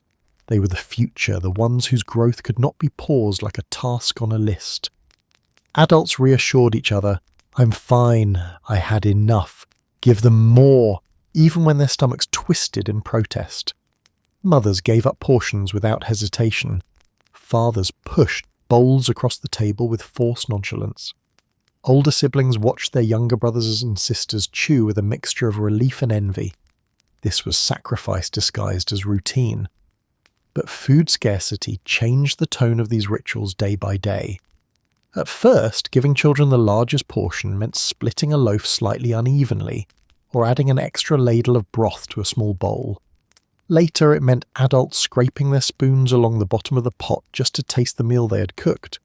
Eventually, it meant entire meals skipped by anyone older than 10. The unspoken agreement became painfully clear. Survival is a relay race, and the children must be the ones to carry the baton out of the famine. Still, the logic behind feeding children first wasn't only sentimental. There was cold calculation involved too. Children weakened faster. Adults could endure weeks of thinning meals, but a child's body burned energy just trying to grow. If they fell ill, they stayed ill. If they weakened, they sank quickly. To protect them was to protect the family's long-term survival. But famine pressed harder with each passing week. And families had more than children to consider. They had workers, people whose labour stood between them and ruin. The person who fetched water daily needed strength. The person who tended the last surviving goat needed strength. The person who walked miles to barter or gather needed strength. In many households, these individuals quietly received slightly larger portions than their age might suggest. That extra scoop of soup wasn't favouritism, it was strategy. This created an evolving hierarchy, unnoticed when times were good but impossible to ignore when the pot grew light. Children remained at the top, but not all children equally. The very young, unable to work, were fed consistently but with smaller increments. The older children, those who could carry wood or watch livestock, were suddenly considered helpers, which meant their needs were measured differently. They were both children and workers, and the household treated them as such. Their portions fluctuated with the tasks expected of them. At the bottom of the hierarchy were the elderly. Their bodies required nourishment, but famine made cruel distinctions. If they could no longer work, a harsh practicality set in. Their portion sizes shrank first. Not because they were loved less, but because the family believed their survival chances were smaller. It was a mercy wrapped in tragedy. Elders often insisted on the arrangement. Many voluntarily stepped back from the table, urging food toward the younger hands. "Give it to them," an old grandmother might say, waving away a bowl she desperately needed. "They have years left." These were the quiet, devastating negotiations of survival. Mothers fared little better. Women, especially those responsible for running the household, frequently ate last. They chewed the scraps, tasted the leftovers, licked the pot's edges, and smiled as though it were enough. Their sacrifices were so common that no one thought to remark on them. Famine made maternal hunger invisible. If a mother fainted, she brushed it off. If she grew thin, she wrapped herself more tightly in her shawl. Hunger became part of her daily burden, carried as quietly as the firewood she hauled every morning. And then there were the heartbreaking moments when the family hierarchy shifted out of necessity rather than choice. When a child became sick and lost their appetite, their share went back into the pot, not because the family wanted to take it, but because wasting food was unthinkable. When an adult collapsed from exhaustion, they received a larger portion the next day, unless the household decided their remaining strength was too far gone to justify it. The famine turned every decision into a cruel arithmetic. Calories given versus calories needed. Love battled logic, and logic often won. But the most painful turning point came when children no longer ate first. Not because the adults wanted it that way, but because there was simply not enough left to prioritize anyone. Bowls were no longer distributed by age or role. They were distributed by what remained, which was often nothing. Parents found themselves staring into empty pots, wishing for miracles that did not come. Children cried at night not because they expected food, but because hunger had become the new rhythm of existence. Families tried to soften the emotional blow. They invented games to distract children from hunger. They told stories during mealtime, even if mealtime consisted only of warm water and imagination. They reassured one another with lies that were kinder than the truth. Tomorrow will be better. The harvest will recover. We just need a few more days. Hope became its own small meal, filling nothing but keeping spirits from collapsing completely. When famine finally eased, slowly, reluctantly, households carried scars that did not fade. Children who once ate first learned early the weight of sacrifice. Parents carried the memory of choosing who ate and who waited. Elders remembered the feeling of stepping back from the table, knowing exactly what it meant. The hierarchy dissolved when food returned, but the lessons remained, etched into family stories for generations. Hunger reveals what you value, and sometimes what you must give up. In a medieval famine, eating less wasn't a sign of defeat. It was a strategy, a quiet calculation performed day after day by families trying to stretch time itself. Hunger wasn't failure. It was planning. Every skipped bowl, every halved portion, every night spent listening to your stomach argue with your ribs was part of a grim arithmetic. Make today's food last long enough to see tomorrow's sunrise. Unlike ordinary hardships, famine didn't allow improvisation. It demanded discipline. Meals became controlled rituals, tightly measured and painfully consistent. Families counted grains like treasure. They measured water as if it were precious metal. Each pot of broth was calculated not by what would fill a stomach, but by what would extend supplies by another day. Hunger became a tool, a deeply unpleasant one, but a tool nonetheless. Skipping meals was the most common tactic. Breakfast was the first to disappear. In normal times, breakfast might have been simple, bread, porridge, leftovers, but during famine, it became a luxury no one could justify. People rose with the sun, worked until exhaustion pulled at their limbs, and waited for the single meal that would come hours later. The body adjusted slowly, reluctantly, and with frequent protests. But the alternative, consuming too much too early, felt reckless. Lunch followed. Many families ate once per day in the evening, when the day's labour was over, and sharing a pot of something vaguely edible offered momentary comfort. The timing wasn't emotional, it was strategic. Eating earlier made it harder to work through the afternoon. Eating later helped people fall asleep despite the gnawing emptiness. Hunger was easier to tolerate horizontally. But skipping meals wasn't just about pacing, it was about control. Famine made everything unpredictable. Rationing made something predictable again, even if that something was suffering. Households determined exact portion sizes, sometimes by weight, sometimes by dividing a loaf into geometric segments, sometimes by simply trusting the hand of whoever ladled out food with the most restraint. The distribution became almost ceremonial. The pot placed on the table, each bowl filled with equal severity, everyone nodding in agreement that this was fair. Of course, hunger complicated fairness. People worked unevenly. Some travelled far to forage or barter, burning more calories than they consumed. Children required energy to grow, and the elderly struggled without nourishment. So families adjusted portions silently, shifting spoons of soup or slices of bread with small gestures. Mother to child, husband to wife, grandparent to youth. Everyone pretended not to notice these trades, but everyone always did. Survival demanded generosity and selfishness at once, and balance was delicate. As the famine progressed, the idea of a full meal lost all meaning. A meal became a few mouthfuls, a single slice of dark bread, a ladle of watery stew, a handful of boiled roots.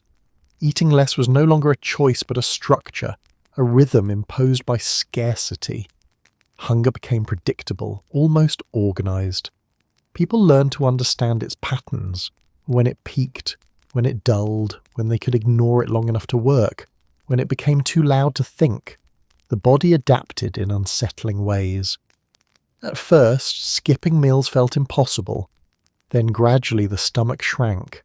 The pangs faded into a dull ache.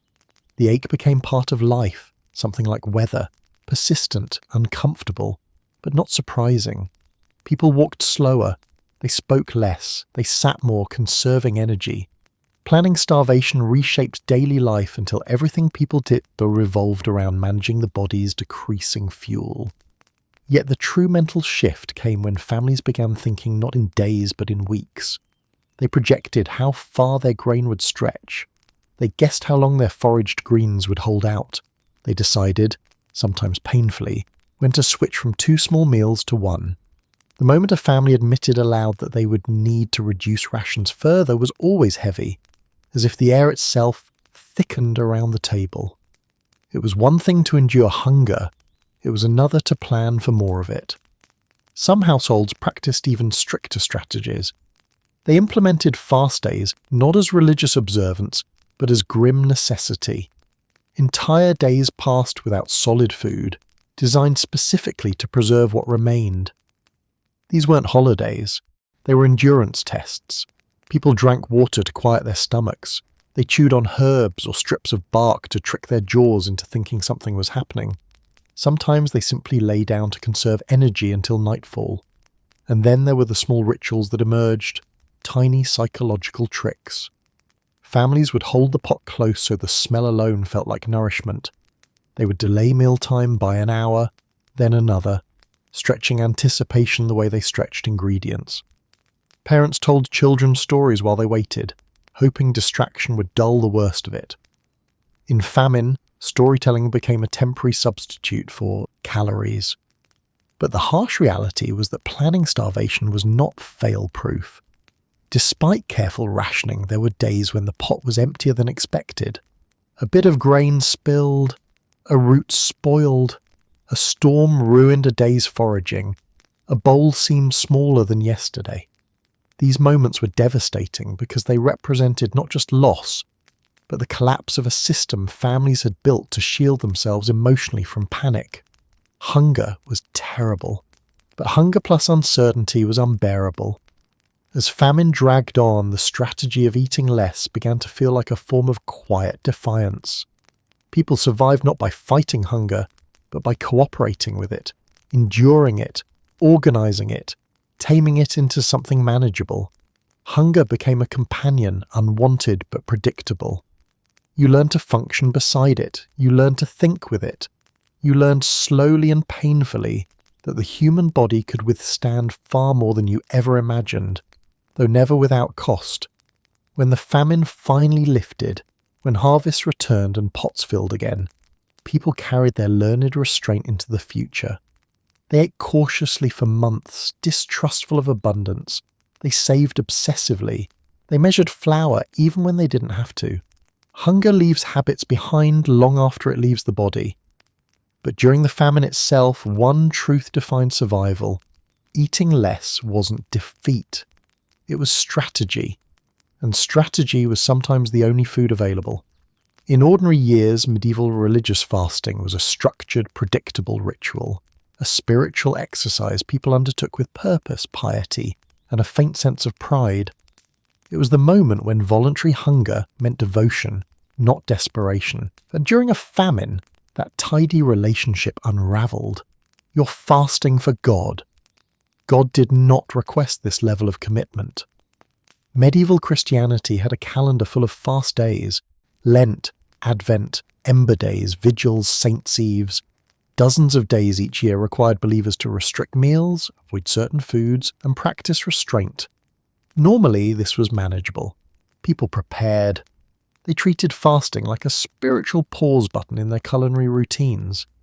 You ate less for a day or two, reminded yourself that faith mattered more than appetite, and resumed life afterward. But in a famine, fasting collided head-on with reality. How do you eat less when you're barely eating at all?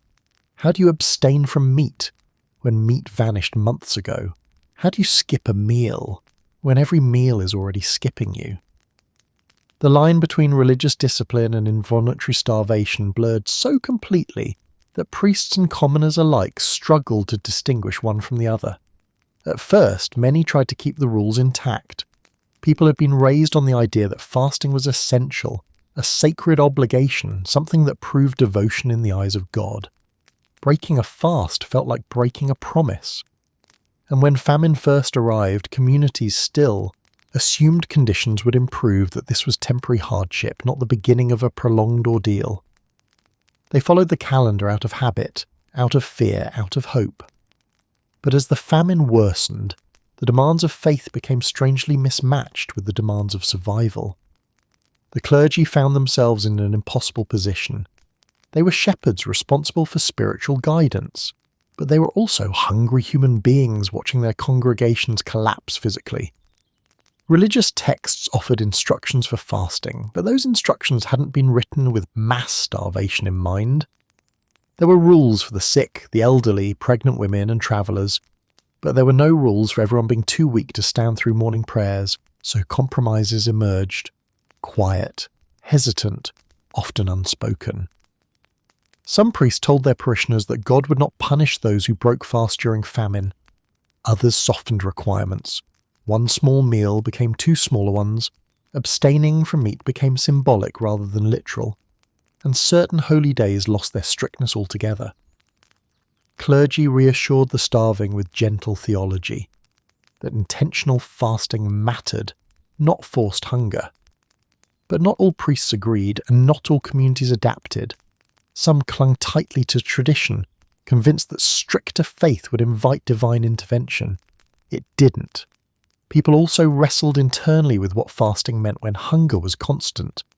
Fasting was supposed to be a choice, an offering, but famine turned choice into illusion. Every day felt like fasting, every night felt like penance. The spiritual meaning of hunger dimmed when your stomach was already a hollow drumbeat echoing through your ribs. Worshippers who once felt righteous sacrifice during Lent now felt only dread, knowing it would make the week even harder. The season meant reflection and discipline, but it now meant pain layered on top of pain. There were also moments of bitter irony. Feasting is, the times meant for abundance and joy, became cruel reminders of what had been lost. Tables once laden with bread, meats, cheese and ale now held a thin pot of soup or nothing at all.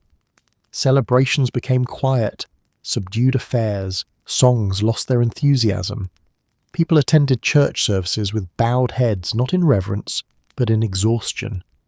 Holidays felt like ghosts of themselves, drifting through communities too weak to honour them properly. Meanwhile, religious rituals involving food became emotional battlegrounds. The Eucharist, normally a profound symbol, took on new layers of meaning. The tiny piece of wafer, so small, so symbolic, felt almost mocking to those whose daily calories hovered near zero. Yet it also comforted many. It offered spiritual nourishment that the body lacked. People clung to it as a reminder that hunger did not erase identity or faith. But faith during famine wasn't all solemn endurance. It also produced moments where practicality overrode piety with startling clarity. On strict fast days, some parishioners quietly skipped church altogether, not because they doubted God, but because the idea of being told to eat less while already near collapse was more than they could bear. Others prayed privately, lying down because standing made them dizzy. Devotion took whatever shape survival allowed. Superstition too crept in. Some communities believed the famine was punishment for past sins. Others believed it was a test. A few whispered that skipping fasts might anger God further. Hunger makes logic fragile, and fear, spiritual fear especially, can be louder than reason. Yet in most places, compassion won out. Priests reassured the frightened, declaring publicly that God sought hearts, not empty stomachs. As famine stretched on, the role of religion changed.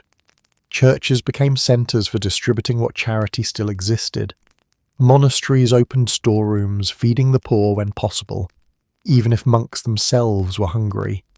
Fasting rules relaxed across entire regions, not as rebellion, but as mercy. Faith took on a new shape, one focused on endurance rather than asceticism. And when the famine finally receded, so did the tension between fasting and survival. People returned to familiar rhythms. Fast days regained their meaning. But the memory lingered. Fasting meant something different when hunger was voluntary. Famine had taught them the difference between devotion and desperation. You can choose to fast for God. Starvation, however, never belonged in the religious calendar. In a medieval famine, pride was a luxury item. Hunger returns it quickly. When the fields failed, stores emptied, and households exhausted every trick they had for stretching crumbs into meals, people found themselves standing before the only remaining safety net society offered: charity. And charity, during famine, carried its own complicated rules, emotions, and fragile hopes. Medieval Europe expected the poor to exist. Poverty wasn't an anomaly. It was a permanent feature of social order. Beggars were familiar figures in every town, some disabled, some elderly, some simply born into misfortune. But famine multiplied their numbers with dizzying speed. Families who had always managed to survive suddenly joined the lines of those who had nothing. People who once gave alms now sought alms. Even those who had sworn never to beg found themselves doing so, because starvation has an uncanny ability to silence vows. Begging changed in character when hunger spread beyond the usual boundaries. A beggar asking for bread outside a bakery was one thing. A crowd of hungry villagers gathering at a monastery gate was another. Some begged quietly, heads lowered, offering what dignity they could salvage. Others begged loudly, urgently, because desperation doesn't whisper. It calls out. Children learned to beg faster than adults. Their small voices carried more weight. Their thin faces drew more pity, and families knew it. Using a whole child to beg was not exploitation, it was survival. Charity, in theory, was an obligation. Christian teaching insisted that giving alms cleansed the soul, protected the giver, and helped the needy. In ordinary seasons, this system functioned reasonably well. A loaf here, a coin there, a ladle of stew offered to someone who had none. But famine strained the system until it groaned. If everyone needed help, who exactly was supposed to provide it? Monasteries and convents became the beating heart of what remained of organised charity. These institutions held fields, grain stores and herds, though famine struck them too. Monks and nuns distributed food at their gates whenever possible. Bread crusts, broths, boiled grains, anything their kitchens could spare. Long lines formed at dawn. People waited for hours, clutching bowls, baskets, and sometimes nothing at all. These lines became daily rituals that tested patience, hope, and endurance. But no monastery possessed infinite supplies. Their own stores dwindled. They faced the agonizing choice of how much to give, how often, and to whom. If they gave too generously early on, they would run dry and feed no one later. If they rationed too strictly, people starved before relief ever reached them. Hunger forced even holy men to think in uncomfortable mathematics. Behind those stone walls, monks debated survival as soberly as generals planning a siege. Church parishes did what they could. Priests organised collections, asking those with even a little extra to donate. Wealthy families sometimes contributed grain or coins, more often to protect their reputations than out of pure compassion. But even their generosity could not keep pace with the need. Parish-led distributions resembled triage. First the elderly, then the young, then whoever seemed weakest. Someone always left disappointed. In many villages, informal charity filled the gaps. Neighbours shared small amounts of food with each other. A family with a few remaining vegetables might invite another to join their evening meal. People lent cooking pots, shared firewood, and exchanged favours, anything that allowed them to manage hunger collectively.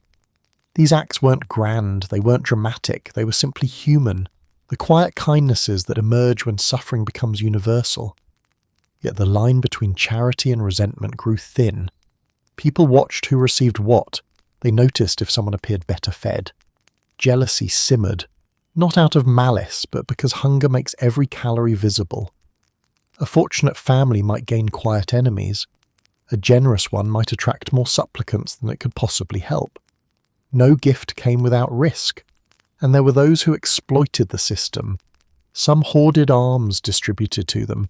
Some disguised themselves to beg twice. Others traded donated bread for goods in the back alleys of towns. But even these actions were rarely malicious at their core. They were the desperate strategies of people who felt cornered by fate. Urban centres fared slightly better because towns had more institutions, guilds, churches, hospitals, each capable of offering small amounts of relief. Rural villages, however, were more vulnerable. If the local monastery ran out, if the parish had nothing to spare, if neighbours were stretched too thin, there was nowhere else to go. Charity collapsed under its own weight, not from lack of will, but from lack of resources. This reality reshaped social identities. People who once held positions of modest respect, craftsmen, smallholders, labourers, found themselves standing shoulder to shoulder with beggars they had previously pitied. Famine flattened distinctions. Hunger didn't care about status. It levelled everyone until differences blurred. And this levelling frightened communities that relied heavily on hierarchy to maintain order. When everyone is desperate, predicting behaviour becomes impossible. Still, the deepest emotional transformation occurred internally. Accepting charity required swallowing pride in gulps larger than any meal famine provided. Medieval culture valued self-sufficiency, hard work and contribution, but hunger carved through those ideals. A farmer who had to beg from the monastery felt shame twist inside him. A mother accepting a ladle of thin broth for her child hid her face to avoid being recognised. A grandmother who had once cooked meals for harvest feasts now extended her hands for scraps. These were not isolated tragedies, they were everyday ones. Yet within this sorrow, there was also profound resilience. People learned that accepting help wasn't moral failure, it was survival. Charity, even strained and imperfect, was proof that society hadn't fully unravelled. Even at its weakest, medieval communities clung to the idea that suffering should not be faced alone. When famine finally loosened its grip, charity lines shortened. Monks opened their gates without the dread of turning people away. Neighbours shared less out of necessity and more out of habit. But the memories remained. Whole generations remembered the year, or years, when they lived from hand to mouth, when asking for help became the price of staying alive, and they remembered, above all, how thin the line was between giving and needing. Pride may return when the harvest does, but hunger teaches a lesson that lingers. Anyone can fall. And when they do, charity is not shameful. It is the last thread tying society together. In a famine, cooking stopped being a household chore and became a full-time strategy. Every pot, every fire, every scrap of food turned into a test of ingenuity. Bad cooks starved faster. Good cooks, meaning those who could extract calories from the ingredients that barely qualified as ingredients, became the quiet heroes of their homes. Survival depended less on recipes and more on cleverness, patience, and an unshakable willingness to boil things no one had ever considered edible before. The first shift was in technique. Medieval families who once cooked hearty stews and breads now learned to stretch meals into delicate illusions of nourishment. Firewood was scarce, so cooking had to be efficient. Pots simmered slowly, lids pressed tight to trap every wisp of steam as if it were treasure. Water became a cooking tool, not just a necessity. It thinned soups, softened roots, and transformed hard grains into something the body could at least procure to digest. Nothing was boiled once when boiling twice might extract just a little more life from it. People learned to coax calories out of everything. Grains were soaked overnight to make them swell. Roots were chopped finely so they looked more abundant in the pot. Leaves were shredded to blend into broths, giving the illusion of density. Even in famine, presentation mattered, not because anyone cared about aesthetics, but because a meal that looked fuller eased the mind, which made the hunger slightly more bearable. Cooking fires became the emotional centre of the household. Families gathered around not for warmth, but for reassurance. The sight of steam rising from a pot meant there would be something, however thin, to eat that day. Cooks stirred constantly, not out of culinary dedication, but because stirring made the pot feel alive. A moving spoon meant someone was fighting for the household's survival at that very moment. Every bubble of heat was a tiny promise. The most important skill was making small amounts of food feel large. Bread scraps were dried and ground into crumbs to thicken broth. Old bones, already boiled for hours, were cracked open to extract marrow. Even cooking water from one meal was reused the next day, building flavour and nutrients like a humble investment account. A clever cook could make yesterday's pot influence today's dinner, stitching meals together into an unbroken chain of survival.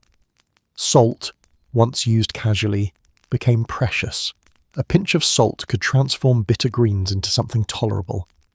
Without it, everything tasted like wet earth and disappointment. Cooks guarded their salt supply fiercely, stretching it grain by grain. A few households kept their salt stones locked away like valuables, offering a single shaving to the pot as if feeding it a ceremonial offering. Seasoning became a form of hope. Grinding became another essential technique. Families took to pounding everything, dried roots, scraps of bark, shriveled herbs, to create powders that could thicken stews or add faint traces of flavour. A good mortar and a pestle became as valuable as a tool chest.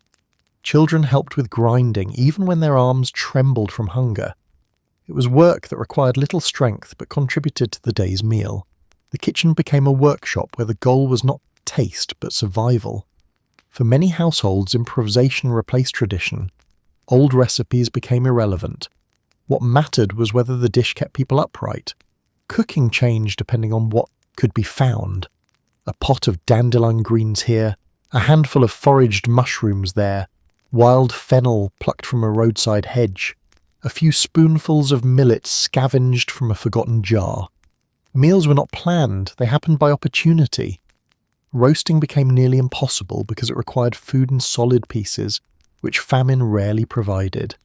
Instead, everything became stew or porridge, merging into the same soft texture by necessity.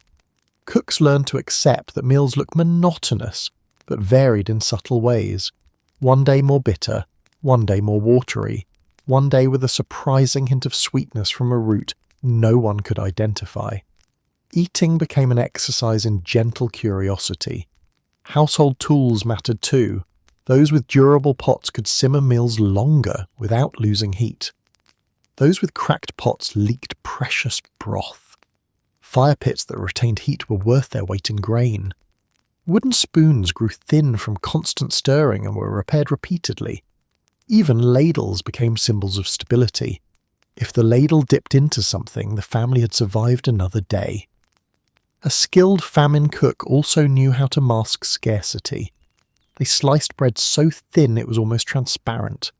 They served bowls only half full, but added extra steam by pouring water directly into the pot before serving. They scraped every bit of residue from the pot's sides and bottom, because those browned edges held concentrated calories. They cooked slowly to build anticipation, knowing that waiting made even meagre meals feel more substantial. But famine cooking wasn't only about technique, it was about emotional resilience. A cook who panicked wasted food. A cook who despaired lost their precision. Hunger required calm hands and a creative mind, even when those hands shook from weakness. Families relied on the cook not just for nourishment but for morale. If the cook believed something could be done with the scraps on hand, then everyone believed it. If the cook whispered, "We'll make this last," the household clung to that promise. In many families, cooking became a shared act. Children learned to identify edible plants. Mothers taught how to stretch ingredients. Fathers gathered firewood. Elders gave advice grounded in years of previous hardships. Kitchen work blurred into communal survival. Meals became proof that cooperation mattered more than ingredients. And so, through ingenuity, grit, and the relentless determination to keep the pot from going cold, medieval cooks extended the lifespan of their food far beyond what reason suggested was possible. But even the most skilled cook could not defy famine forever. Their work bought time, not abundance. Still in famine, time was life. When the famine ended, survivors remembered the cooks who held their households together. Not the wealthy aristocrats, not the merchants, not the distant rulers, but the weary hands stirring a pot, coaxing nourishment out of almost nothing. Hunger does strange things to them. Senses. At first it dulls everything, your energy, your mood, your sense of time. But as famine grinds on, something unexpected happens. Taste sharpens to a desperate point. Flavours you once ignored suddenly feel miraculous, and foods that were previously mundane become emotional events. This tastes amazing. That's how you know you're starving. When medieval Europeans descended into deep famine, the psychology of eating changed completely. Food stopped being merely nourishment and became an obsession, a memory, a hope, and sometimes even a hallucination. With meals shrinking and ingredients growing stranger by the day, the mind compensated by transforming even the smallest bite into a sensory explosion. A single spoonful of broth inspired reverence. A stale crust tasted faintly of paradise. A sliver of cheese, if you were lucky enough to see one, carried the emotional weight of a childhood reunion. Hunger heightens flavour, partly because the body is desperate for nutrients. When you haven't tasted fat in months, even the tiniest oily residue feels decadent. When salt is nearly gone, a pinch delivers an intensity that borders on spiritual. When greens are rare, a bitter leaf tastes shockingly vivid. Your brain leans toward gratitude because the alternative is despair. In famine, pleasure becomes magnified so survival feels more bearable. But it wasn't just biology, it was memory. Medieval people stored food memories the way modern people store photographs. Someone who once tasted wheat bread could recall its softness, its warmth, the slight sweetness resting just beneath the crust. During famine, even imagining that taste brought comfort. Entire families reminisced about meals the way we tell stories. The feast last harvest, the stew grandmother made in winter, the butter from the cow they used to have. Starving people talked about food not to torment themselves, but because storytelling kept them connected to a world that still made sense. Craving shifted too. People who rarely noticed certain flavours before famine now dreamed about them. A man who barely touched fruit in normal years might crave apples so intensely that the smell of wild crab apples, sour and barely edible, brought him close to tears. A woman who ordinarily disliked onions might crave them for months because she remembered their sweetness when fried in fat. Children begged not for toys or games, but for tastes, honey, milk, warm bread, anything soft and rich. At the same time, hunger distorted perception in unsettling ways. People began believing foods tasted better than they actually did. A pot of watery soup with an accidental sprig of herb might convince the family it was a feast. A root found in the forest might be described as flavourful simply because chewing something substantial felt luxurious. Taste, once a matter of preference, became a matter of comparison, and the comparison point was nothing. Then there were the emotional flavours, the ones tied to gratitude rather than taste buds. If a neighbour shared a bowl of porridge, it tasted better because generosity had seasoned it. If a monastery handed out bread, that loaf carried the flavour of relief. Famine taught people to attach meaning to food far beyond its ingredients. A meal was not just a meal, it was mercy, luck, or evidence that someone still cared whether you survived. Conversely, hunger also taught people how terrible food could taste. Bitter greens that grew wildly, roots that felt fibrous and wrong, scraps boiled so long they lost their identity. Meals sometimes tasted like dirt, bark, or the bottom of an old pot. But even then, hunger forced the mind to adapt. What once would have been rejected now became acceptable. The threshold for what counted as food shifted dramatically. Hunger also heightened people's awareness of smells. In villages, the scent of cooking travelled with painful clarity. A neighbour boiling something, even something mild or thin, produced a sensory shockwave. A wisp of steam meant someone, somewhere was eating something better than you. Smell became a language of envy, resentment, and longing. People grew acutely aware of who cooked when, how often, and with what. A single unexpected scent could send imagination spiralling into fantasies of feasts that weren't actually happening. Children were especially vulnerable to these psychological twists. Many grew up believing certain foods were mythical, flavours whispered by parents but never experienced firsthand. When famine ended and real foods returned, the first taste of milk, bread or fruit overwhelmed them. Adults reported children bursting into tears after their first proper meal, not because it tasted bad, but because their minds couldn't reconcile the sudden abundance. Even after famine ended, the altered relationship with taste lingered. Survivors approached food cautiously, reverently. They ate slowly, savouring each bite as if expecting it to vanish. They stored more than they needed, terrified of the day when flavours disappeared again. Foods that were once everyday staples became symbols of prosperity.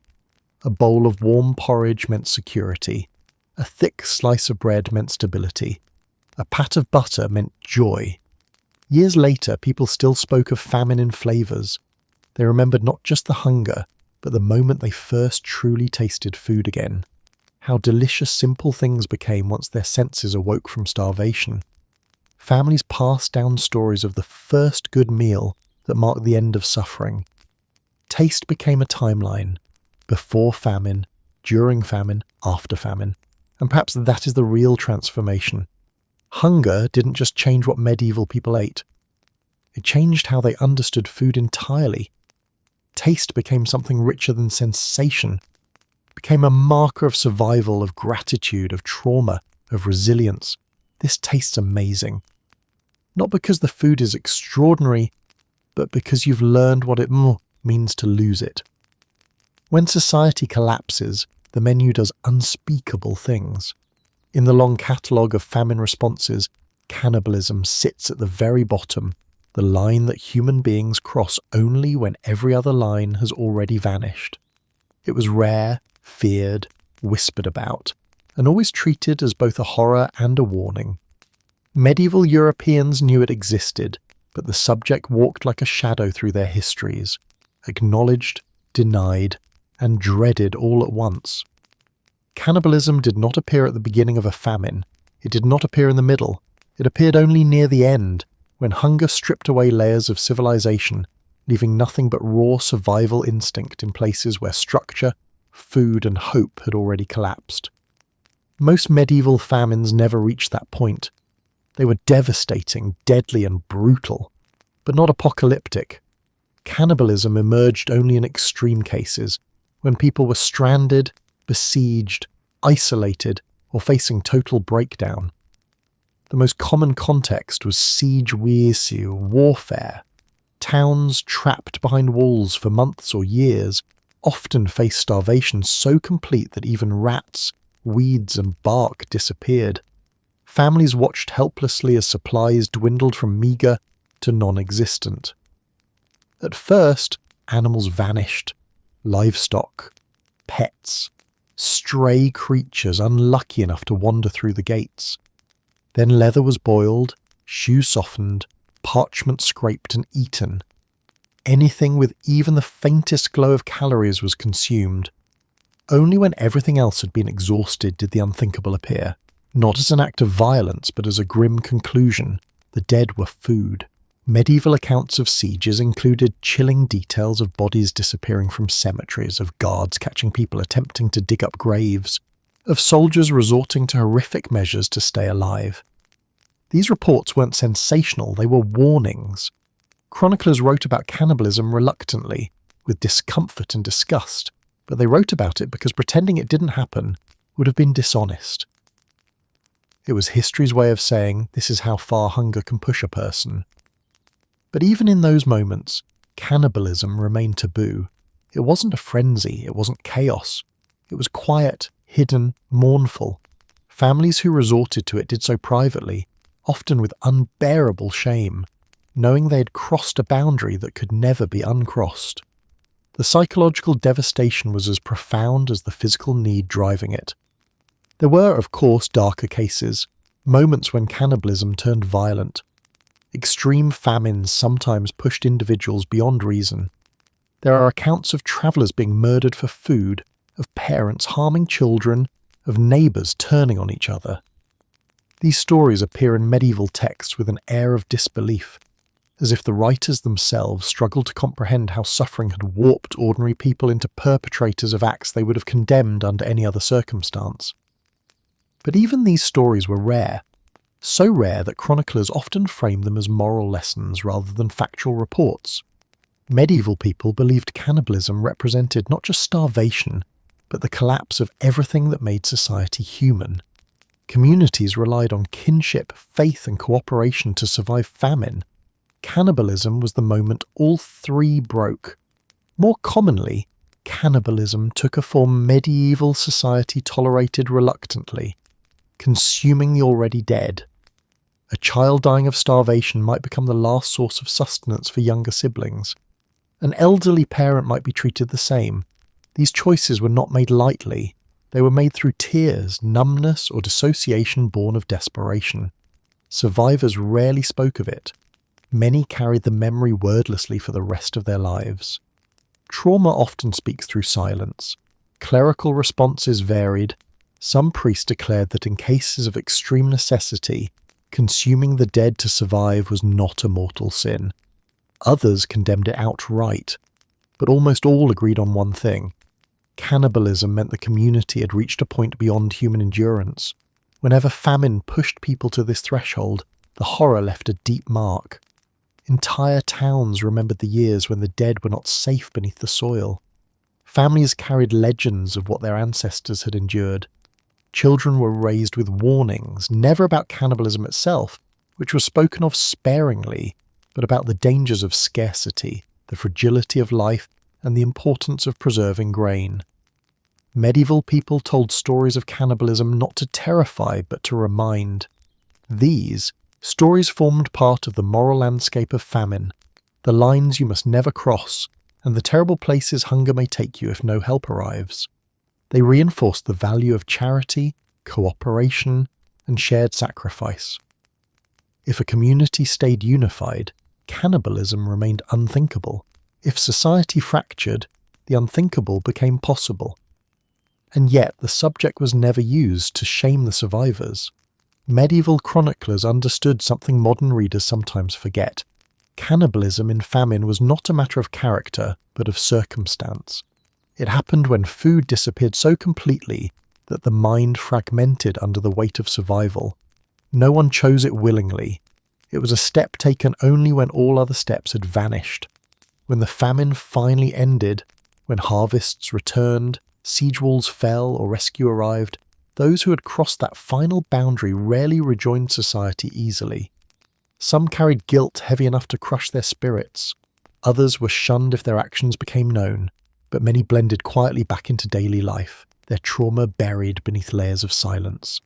Communities did not hold inquisitions. They understood that famine had twisted the world into a shape no one was meant to endure.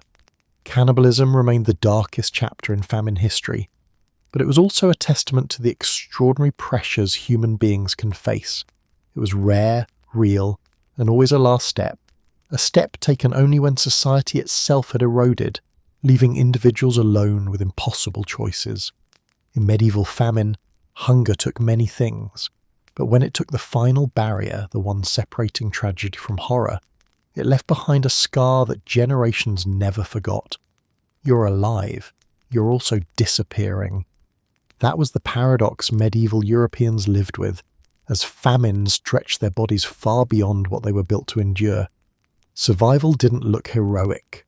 It looked thin, slow, and quietly desperate. Starvation crept through the body piece by piece, unspooling strength until even the smallest tasks felt like feats. The body on famine rations didn't fail all at once, it faded.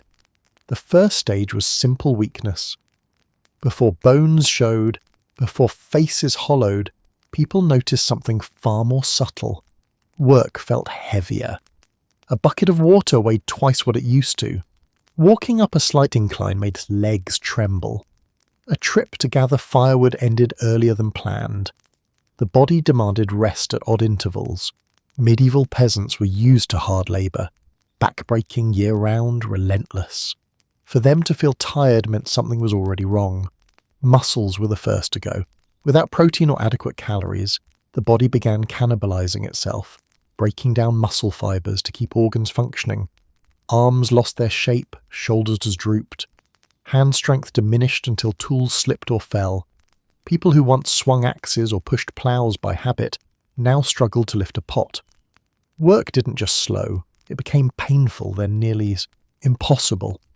Next came dizziness, a chronic, floating sensation that turned ordinary movement into a challenge. Standing too quickly could cause the world to tilt violently. Some fainted for the first time in their lives. Others developed a strange, perpetual lightness in the head that made them walk carefully, as though the ground were no longer trustworthy.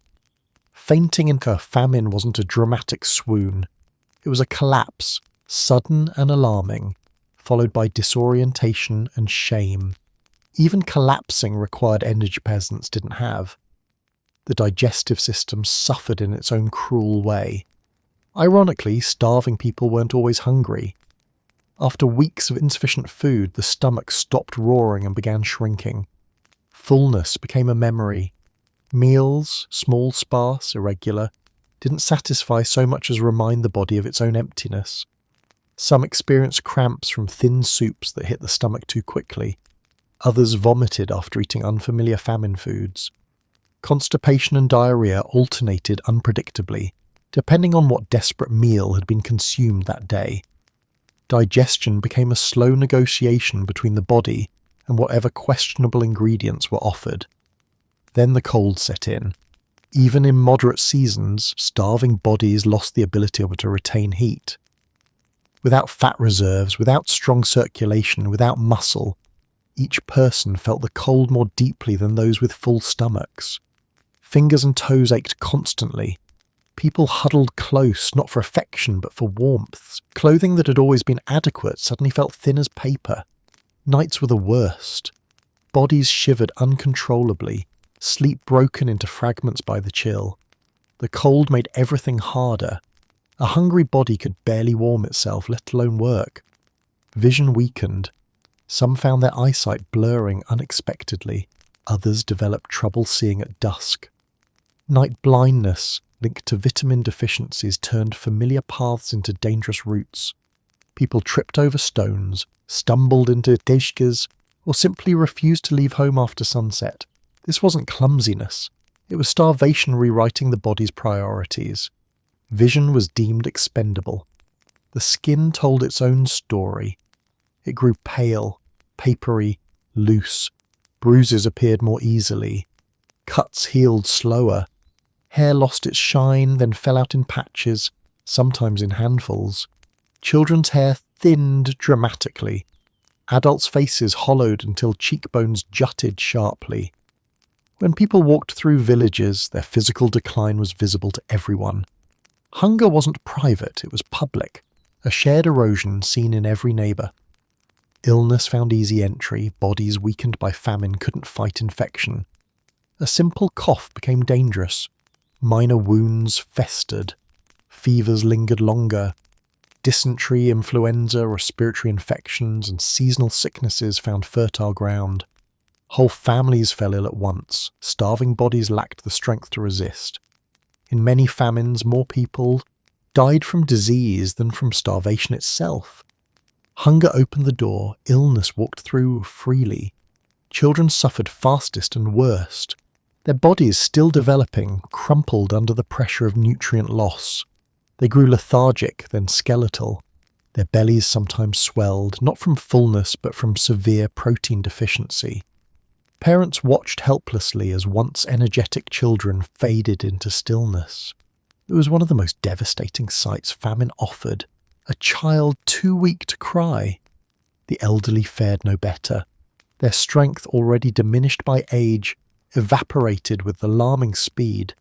Tasks they had done for decades suddenly became impossible. Many stopped walking, then stopped rising, then stopped eating altogether. Famine took the old quietly, as though granting them an early escape from prolonged suffering. Eventually, starvation reached the mind, not violently but slowly, like fog settling over the brain. Concentration became difficult. People forgot tasks in the middle of performing them. Speech slowed.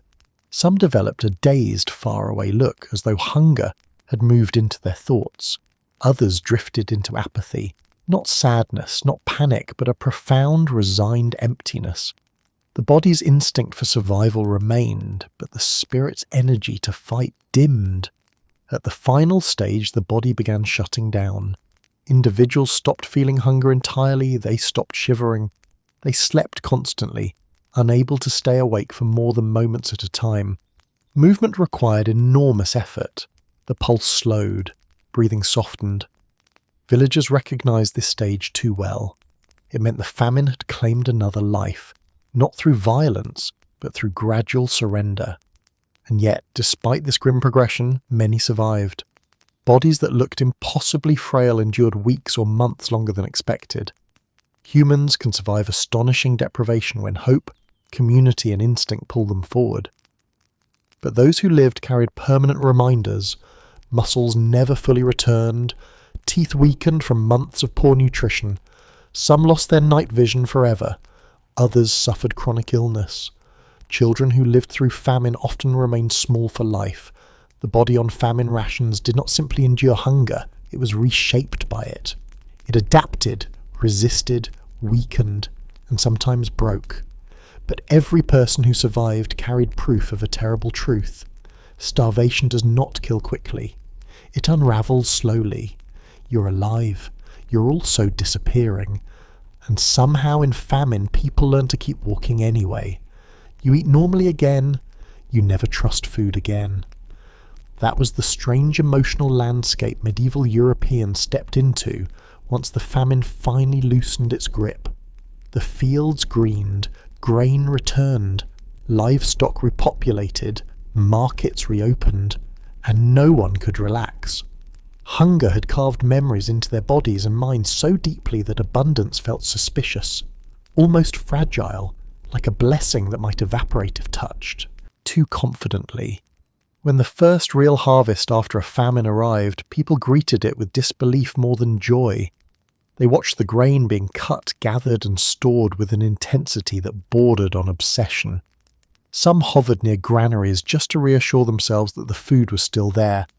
Others whispered prayers every time a cart passed carrying full sacks. Children stared at overflowing baskets of bread as if they were glimpsing magic. The psychological damage of famine didn't vanish with the first good crop, it simply changed shape. The most immediate transformation was in the way people ate. The first weeks after famine brought overeating, not because people were greedy, but because their bodies had forgotten what full felt like. Meals became emotional events. A bowl of porridge now tasted impossibly rich. Bread felt luxurious. Even simple vegetables brought overwhelming delight. But pleasure quickly turned to fear. People ate quickly, protectively, as though someone might snatch the food away. They hid leftovers even when leftovers were plentiful. Hunger had trained them to expect loss. Hoarding became a way of life. Families stored food in every conceivable space, beneath beds, behind hearthstones, wrapped in cloth bundles under floorboards. Some households kept multiple hiding spots so that if thieves or fate struck one, the others might remain untouched. Hoarding wasn't a strategy anymore, it was an instinct. People feared empty shelves the way others feared storms or wolves. The memory of scraping the bottom of a pot with a wooden spoon until it squeaked never quite left them. This new behaviour shaped generational habits. Children who survived famine grew up believing abundance was temporary, a trick of the world waiting to reverse itself. They learned to finish every scrap on their plate. They learned never to waste. They learned to fear the day when food might disappear again. Parents reinforced this with stories, not dramatic ones, but quiet warnings. Eat while we have it. Save some for tomorrow. You never know. These phrases embedded themselves into family culture. Even in prosperous years, a faint whisper of caution lingered over every meal. Those who had been children during famine often carried the trauma most visibly into adulthood. They remembered the hunger pangs, the nights crying from emptiness, the thin soups, the way their parents looked at them with aching, apologetic eyes. When they grew up, they developed habits that puzzled later generations. Some hid food in their clothing when travelling, some ate in secret, some refused to let their own children go to sleep without a full stomach, no matter the cost. Famine had taught them that scarcity could return without warning, and they never quite learned to stop expecting it. Communities also changed their relationship with food security. Villages rebuilt storage differently, more carefully, more sturdily, with better protections against rats, moisture, and theft. Monasteries redesigned their granaries with thicker walls. Households purchased or crafted stronger chests. People learned to diversify what they grew, planting not only their usual crops, but also backup grains and hardy vegetables that could withstand bad weather. Famine didn't just shape memories, it reshaped agricultural habits. On a cultural level, stories about the famine became a kind of oral inheritance. People spoke about the years of hunger with solemnity, making sure the young understood both the suffering and the lessons. They described the empty pots, the strange meals, the quiet kitchens, and the weight to loss that made faces skeletal. These stories weren't told to scare, they were told to prepare. Medieval societies did not believe famine was a one-time tragedy. They believed it was cyclical, inevitable, and survivable only through preparation and memory. Even celebration changed. Feasts returned, yes, but they carried a new emotional layer. People ate more gratefully. Meat, once a normal part of festival life, now felt sacred. Bread, especially wheat bread, became a symbol not just of abundance but of resilience. Ale tasted sweeter. Butter felt decadent. Cheese was a triumph. Every feast was a reminder that they had lived through something that could have ended them. But even during celebration, caution lingered. Families kept a portion of their feast's ingredients aside, reserving some grain, some dried fish, some root vegetables, not out of superstition, but out of wisdom earned painfully. Those who survived famine understood that the line between feast and hunger was thin. Some people, especially the elderly, bore emotional scars that lasted the rest of their lives. They flinched at the first signs of a poor harvest. They grew nervous when prices rose in the markets. A few became deeply anxious during winter, when food supplies naturally dipped. They were haunted not by the famine itself, but by the possibility of its return. Even decades later, a cold spring or a summer storm could pull them back into memories they wished would fade. Communities noticed these patterns. They recognized famine survivors by the way they wrapped their food, counted their stores, planned their meals, and monitored the weather. Hunger became a lens through which they viewed the world, a lens that remained even when their stomachs were full. Yet there was another side to this trauma: resilience. Survivors emerged with a sharpened understanding of what mattered. They valued cooperation more deeply because they had lived through moments when sharing meant life. They valued community because isolation during famine had been deadly. And they valued ordinary meals, simple bread, plain porridge, fresh vegetables, in a way only those who have known starvation can. Famine rewired their senses, their habits, and their fears. But it also made survival feel like victory. The taste of food after famine wasn't just flavour, it was relief, it was gratitude, it was memory turned into meaning. You eat normally again, but you never trust food again, and in that mistrust, you carry the memory of what it cost to stay alive. Survival food does not get nostalgia. Medieval Europeans learned this the hard way, and they carried those culinary grudges for generations. When the famine finally ended and normal meals returned, nobody looked back fondly at the dishes that had kept them alive. Those foods weren't symbols of resilience, they were symbols of despair. People didn't reminisce about the bark bread that shredded their gums, or the watery weeds that tasted faintly like swamp. They avoided them, renamed them, buried them in memory, and pretended, whenever possible, that those flavours had never existed at all. Food aversion wasn't just taste-based, it was emotional. Certain grains, plants, and dishes became permanently connected to the worst moments of the famine. People didn't recall their textures or flavours so much as the fear that accompanied them. Eating those foods again felt like stepping backward into starvation. The most despised items were the famine grains, especially coarse barley, millet and oats, used in their harshest forms. These grains weren't inherently bad. Peasants ate them regularly in normal years. But famine versions were something else entirely. Badly milled, undercooked, gritty, stretched with fillers, and associated with months of deprivation. When wheat bread finally reappeared, it tasted like wealth, safety and sanity. Barley porridge, in contrast, tasted like the year the world nearly ended. People who survived famine grew up avoiding bowls of coarse porridge even when fully fed, and their children learned that avoidance by watching their parents recoil. Then there were the desperation roots, nettles, sorrel stems, knobby wild turnips, and bitter weeds boiled so aggressively they resembled greenish sludge more than soup. These weren't just disliked, they were reviled. After famine, people hesitated to even touch them, let alone cook them.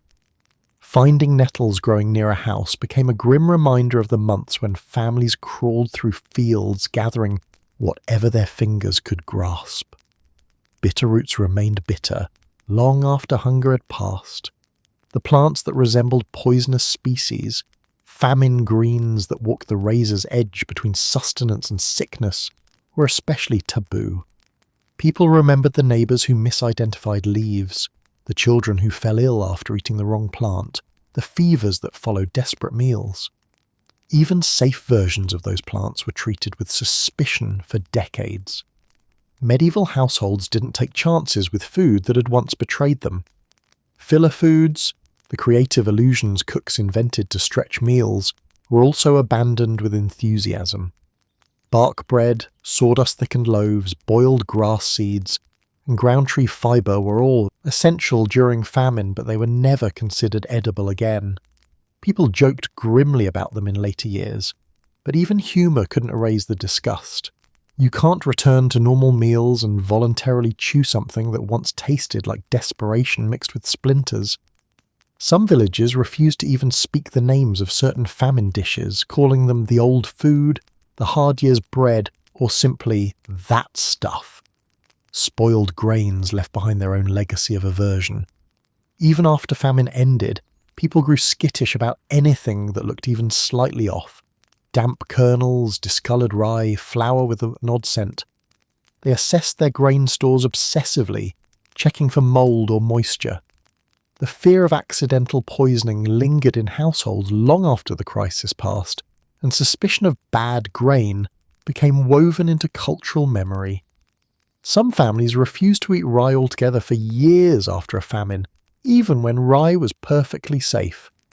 Animal substitutes also fell into the category of foods never loved again. Frogs, pondfish, snails, and other borderline sources of protein became symbols of the darkest months.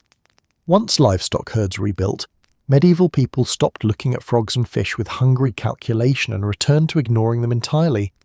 These foods carried reminders of the days when every creature, no matter how slimy or unappealing, was inspected for caloric potential. The emotional impact of these foods outlived the famine itself. People who experienced famine often reacted intensely when faced with survival ingredients. A pot of thin nettle soup might make an adult avert their eyes or leave the room. Bark bread recipes were never written down. Children who tried to ask their parents about the old famine dishes learned quickly that the subject was unwelcome. Trauma does not cook well, and famine foods were steeped in it. Generational aversions formed naturally. Parents avoided certain foods without explanation. Children grew up sensing which ingredients were wrong long before they understood why. Some families refused to gather specific wild plants even when they grew abundantly. Others rejected grains that tasted remotely bitter. It wasn't about nutritional flavour, it was about memory.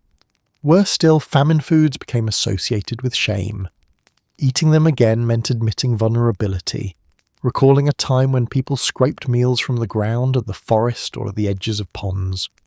When prosperity returned, even modest prosperity, families clung fiercely to foods that symbolized normalcy. Wheat, dairy, meat, and distanced themselves from anything that resembled the ingredients of their darkest days. The church reinforced this aversion in subtle ways. Sermons described famine foods as the bread of suffering, the meal of affliction, and the table of trial. No one wanted to revisit those metaphors literally. Even monasteries, which often kept historical records, avoided cultivating the famine-only plants in their gardens afterward. Survival plants had served their purpose, now they symbolised pain. Even decades later, long after people had rebuilt their lives, famine foods lingered in stories as villains. Parents told their children about the hunger bread with a shudder. Elders described the taste of bitter greens with a shake of their heads. Famine foods became warnings, not recipes, reminders of what happens when nature and fortune turn against a community. Most foods gain nostalgia if enough time passes. Famine foods never did. They weren't merely unlovable, they were tethered to memories too raw to soften. People who survived famine did not romanticize the dishes that kept them alive. They thanked them in silence, then banished them from their tables forever. Survival food does not get nostalgia, it gets buried. And the people who buried it carried the taste of it, sharp, bitter, unforgettable, far longer than they ever spoke of it. The famine ended. The fear stayed. Medieval Europeans didn't walk away from catastrophe with simple relief. They walked away with lessons carved into them as sharply as hunger had carved their bones. A famine was more than a disaster. It was a teacher, relentless and unforgettable. And what it taught, people carried for generations. The first and most obvious lesson was this. Food didn't just happen. It wasn't guaranteed, wasn't stable, wasn't a natural right granted by the world. 1 year of strange weather, one poorly timed storm, one invasion of pests, one failed harvest, and suddenly an entire region trembled. Medieval farmers who already lived close to the land emerged from famine with a hardened awareness of nature's unpredictability. They became watchers of the sky, readers of clouds, interpreters of wind. Weather patterns were not background noise, they were omens. A dry spring sent a shiver through communities. Too much rain made hearts pound. Every season became a negotiation with nature, and trust was no longer given easily. The second lesson was storage. Before famine, many households stored grain because it was simply what you did. After famine, they stored grain because not storing it felt like gambling with fate. Storage became an obsession, not a routine. Villagers improved their granaries, raising them off damp ground, sealing cracks, reinforcing walls against rodents. People who once kept a single jar of grain now kept several. Even modest households saved something, anything, because they knew firsthand what it meant to run out. Food saved wasn't just food saved, it was fear appeased. Communities also learned that over-reliance on a single crop was a vulnerability. Famine made painfully clear that diversity wasn't just good agricultural practice, it was survival science. Medieval people began planting backup grains more intentionally. Barley, oats, millet, rye, crops they once saw as inferior became insurance policies. If wheat failed, something else might live. If rain drowned the fields, hardy grains withstood the floodwaters. If blight struck, another species stood a chance. This wasn't innovation born from curiosity, it was innovation born from memory. The importance of mixed fields extended to gardens as well. People planted more varieties of vegetables, herbs and roots, not because they wanted variety, but because they wanted safety. Diversity meant unpredictability hurt less. A family with multiple crops didn't lose everything at once. Famine taught them that one plant might die, but all plants rarely did. Redundancy became wisdom. Another enduring lesson was the value of communal cooperation. Famine showed villagers the thin line between shared survival and shared collapse.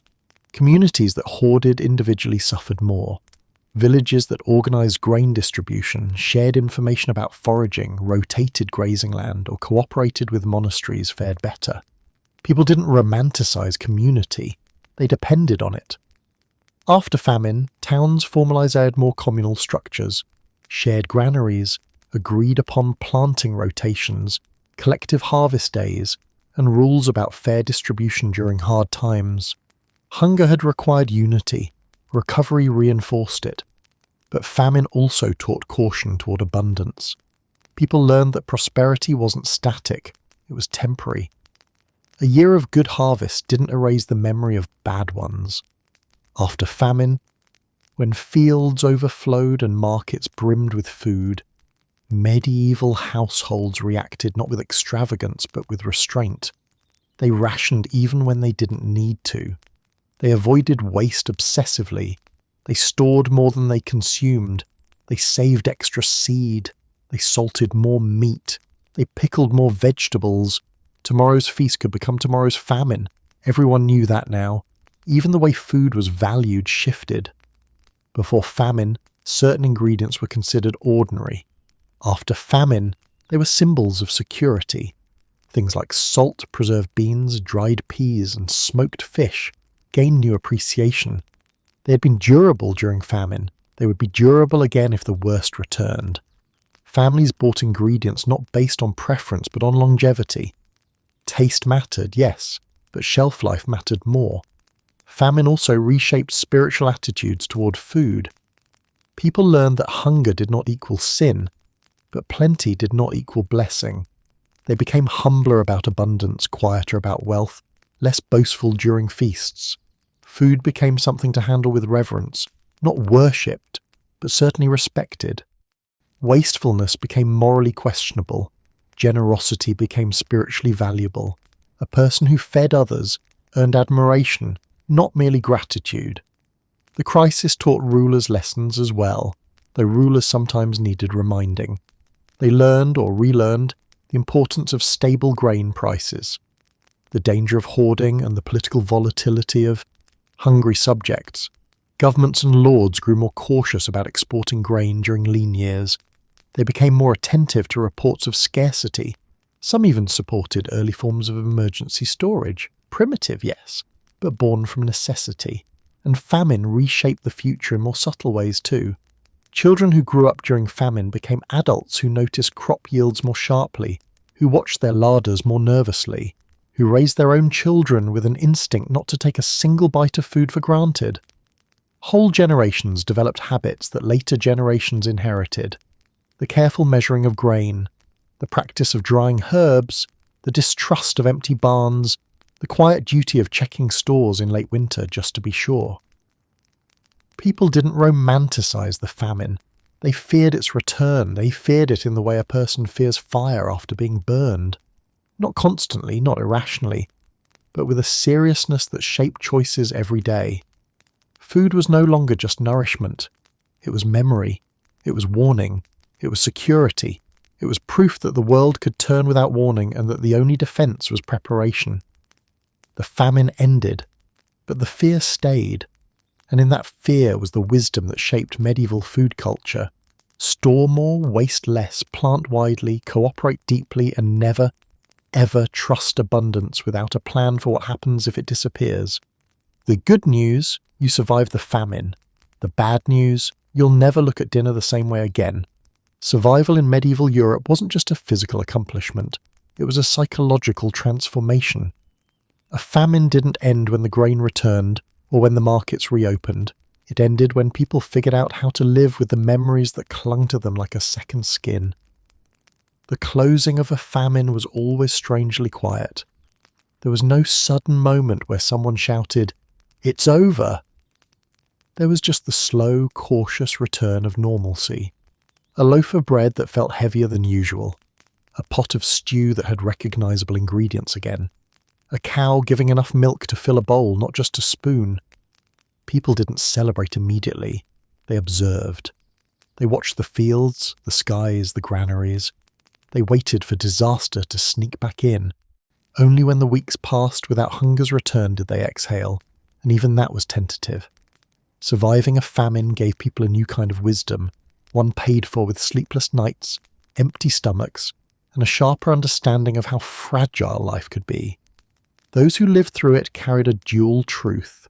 Humans could endure astonishing hardship, and hardship could break them at any moment. A famine revealed both your strength and your limits. It showed you where your resilience lived and where it cracked. People emerged thinner, weaker, but strangely more aware of themselves. They learned how resourceful they could become when survival was at stake. They learned that they could cook with almost nothing, repair tools with trembling hands, and stretch a pot of soup until it defied mathematics. They discovered hidden reserves of patience, improvisation, and stubbornness.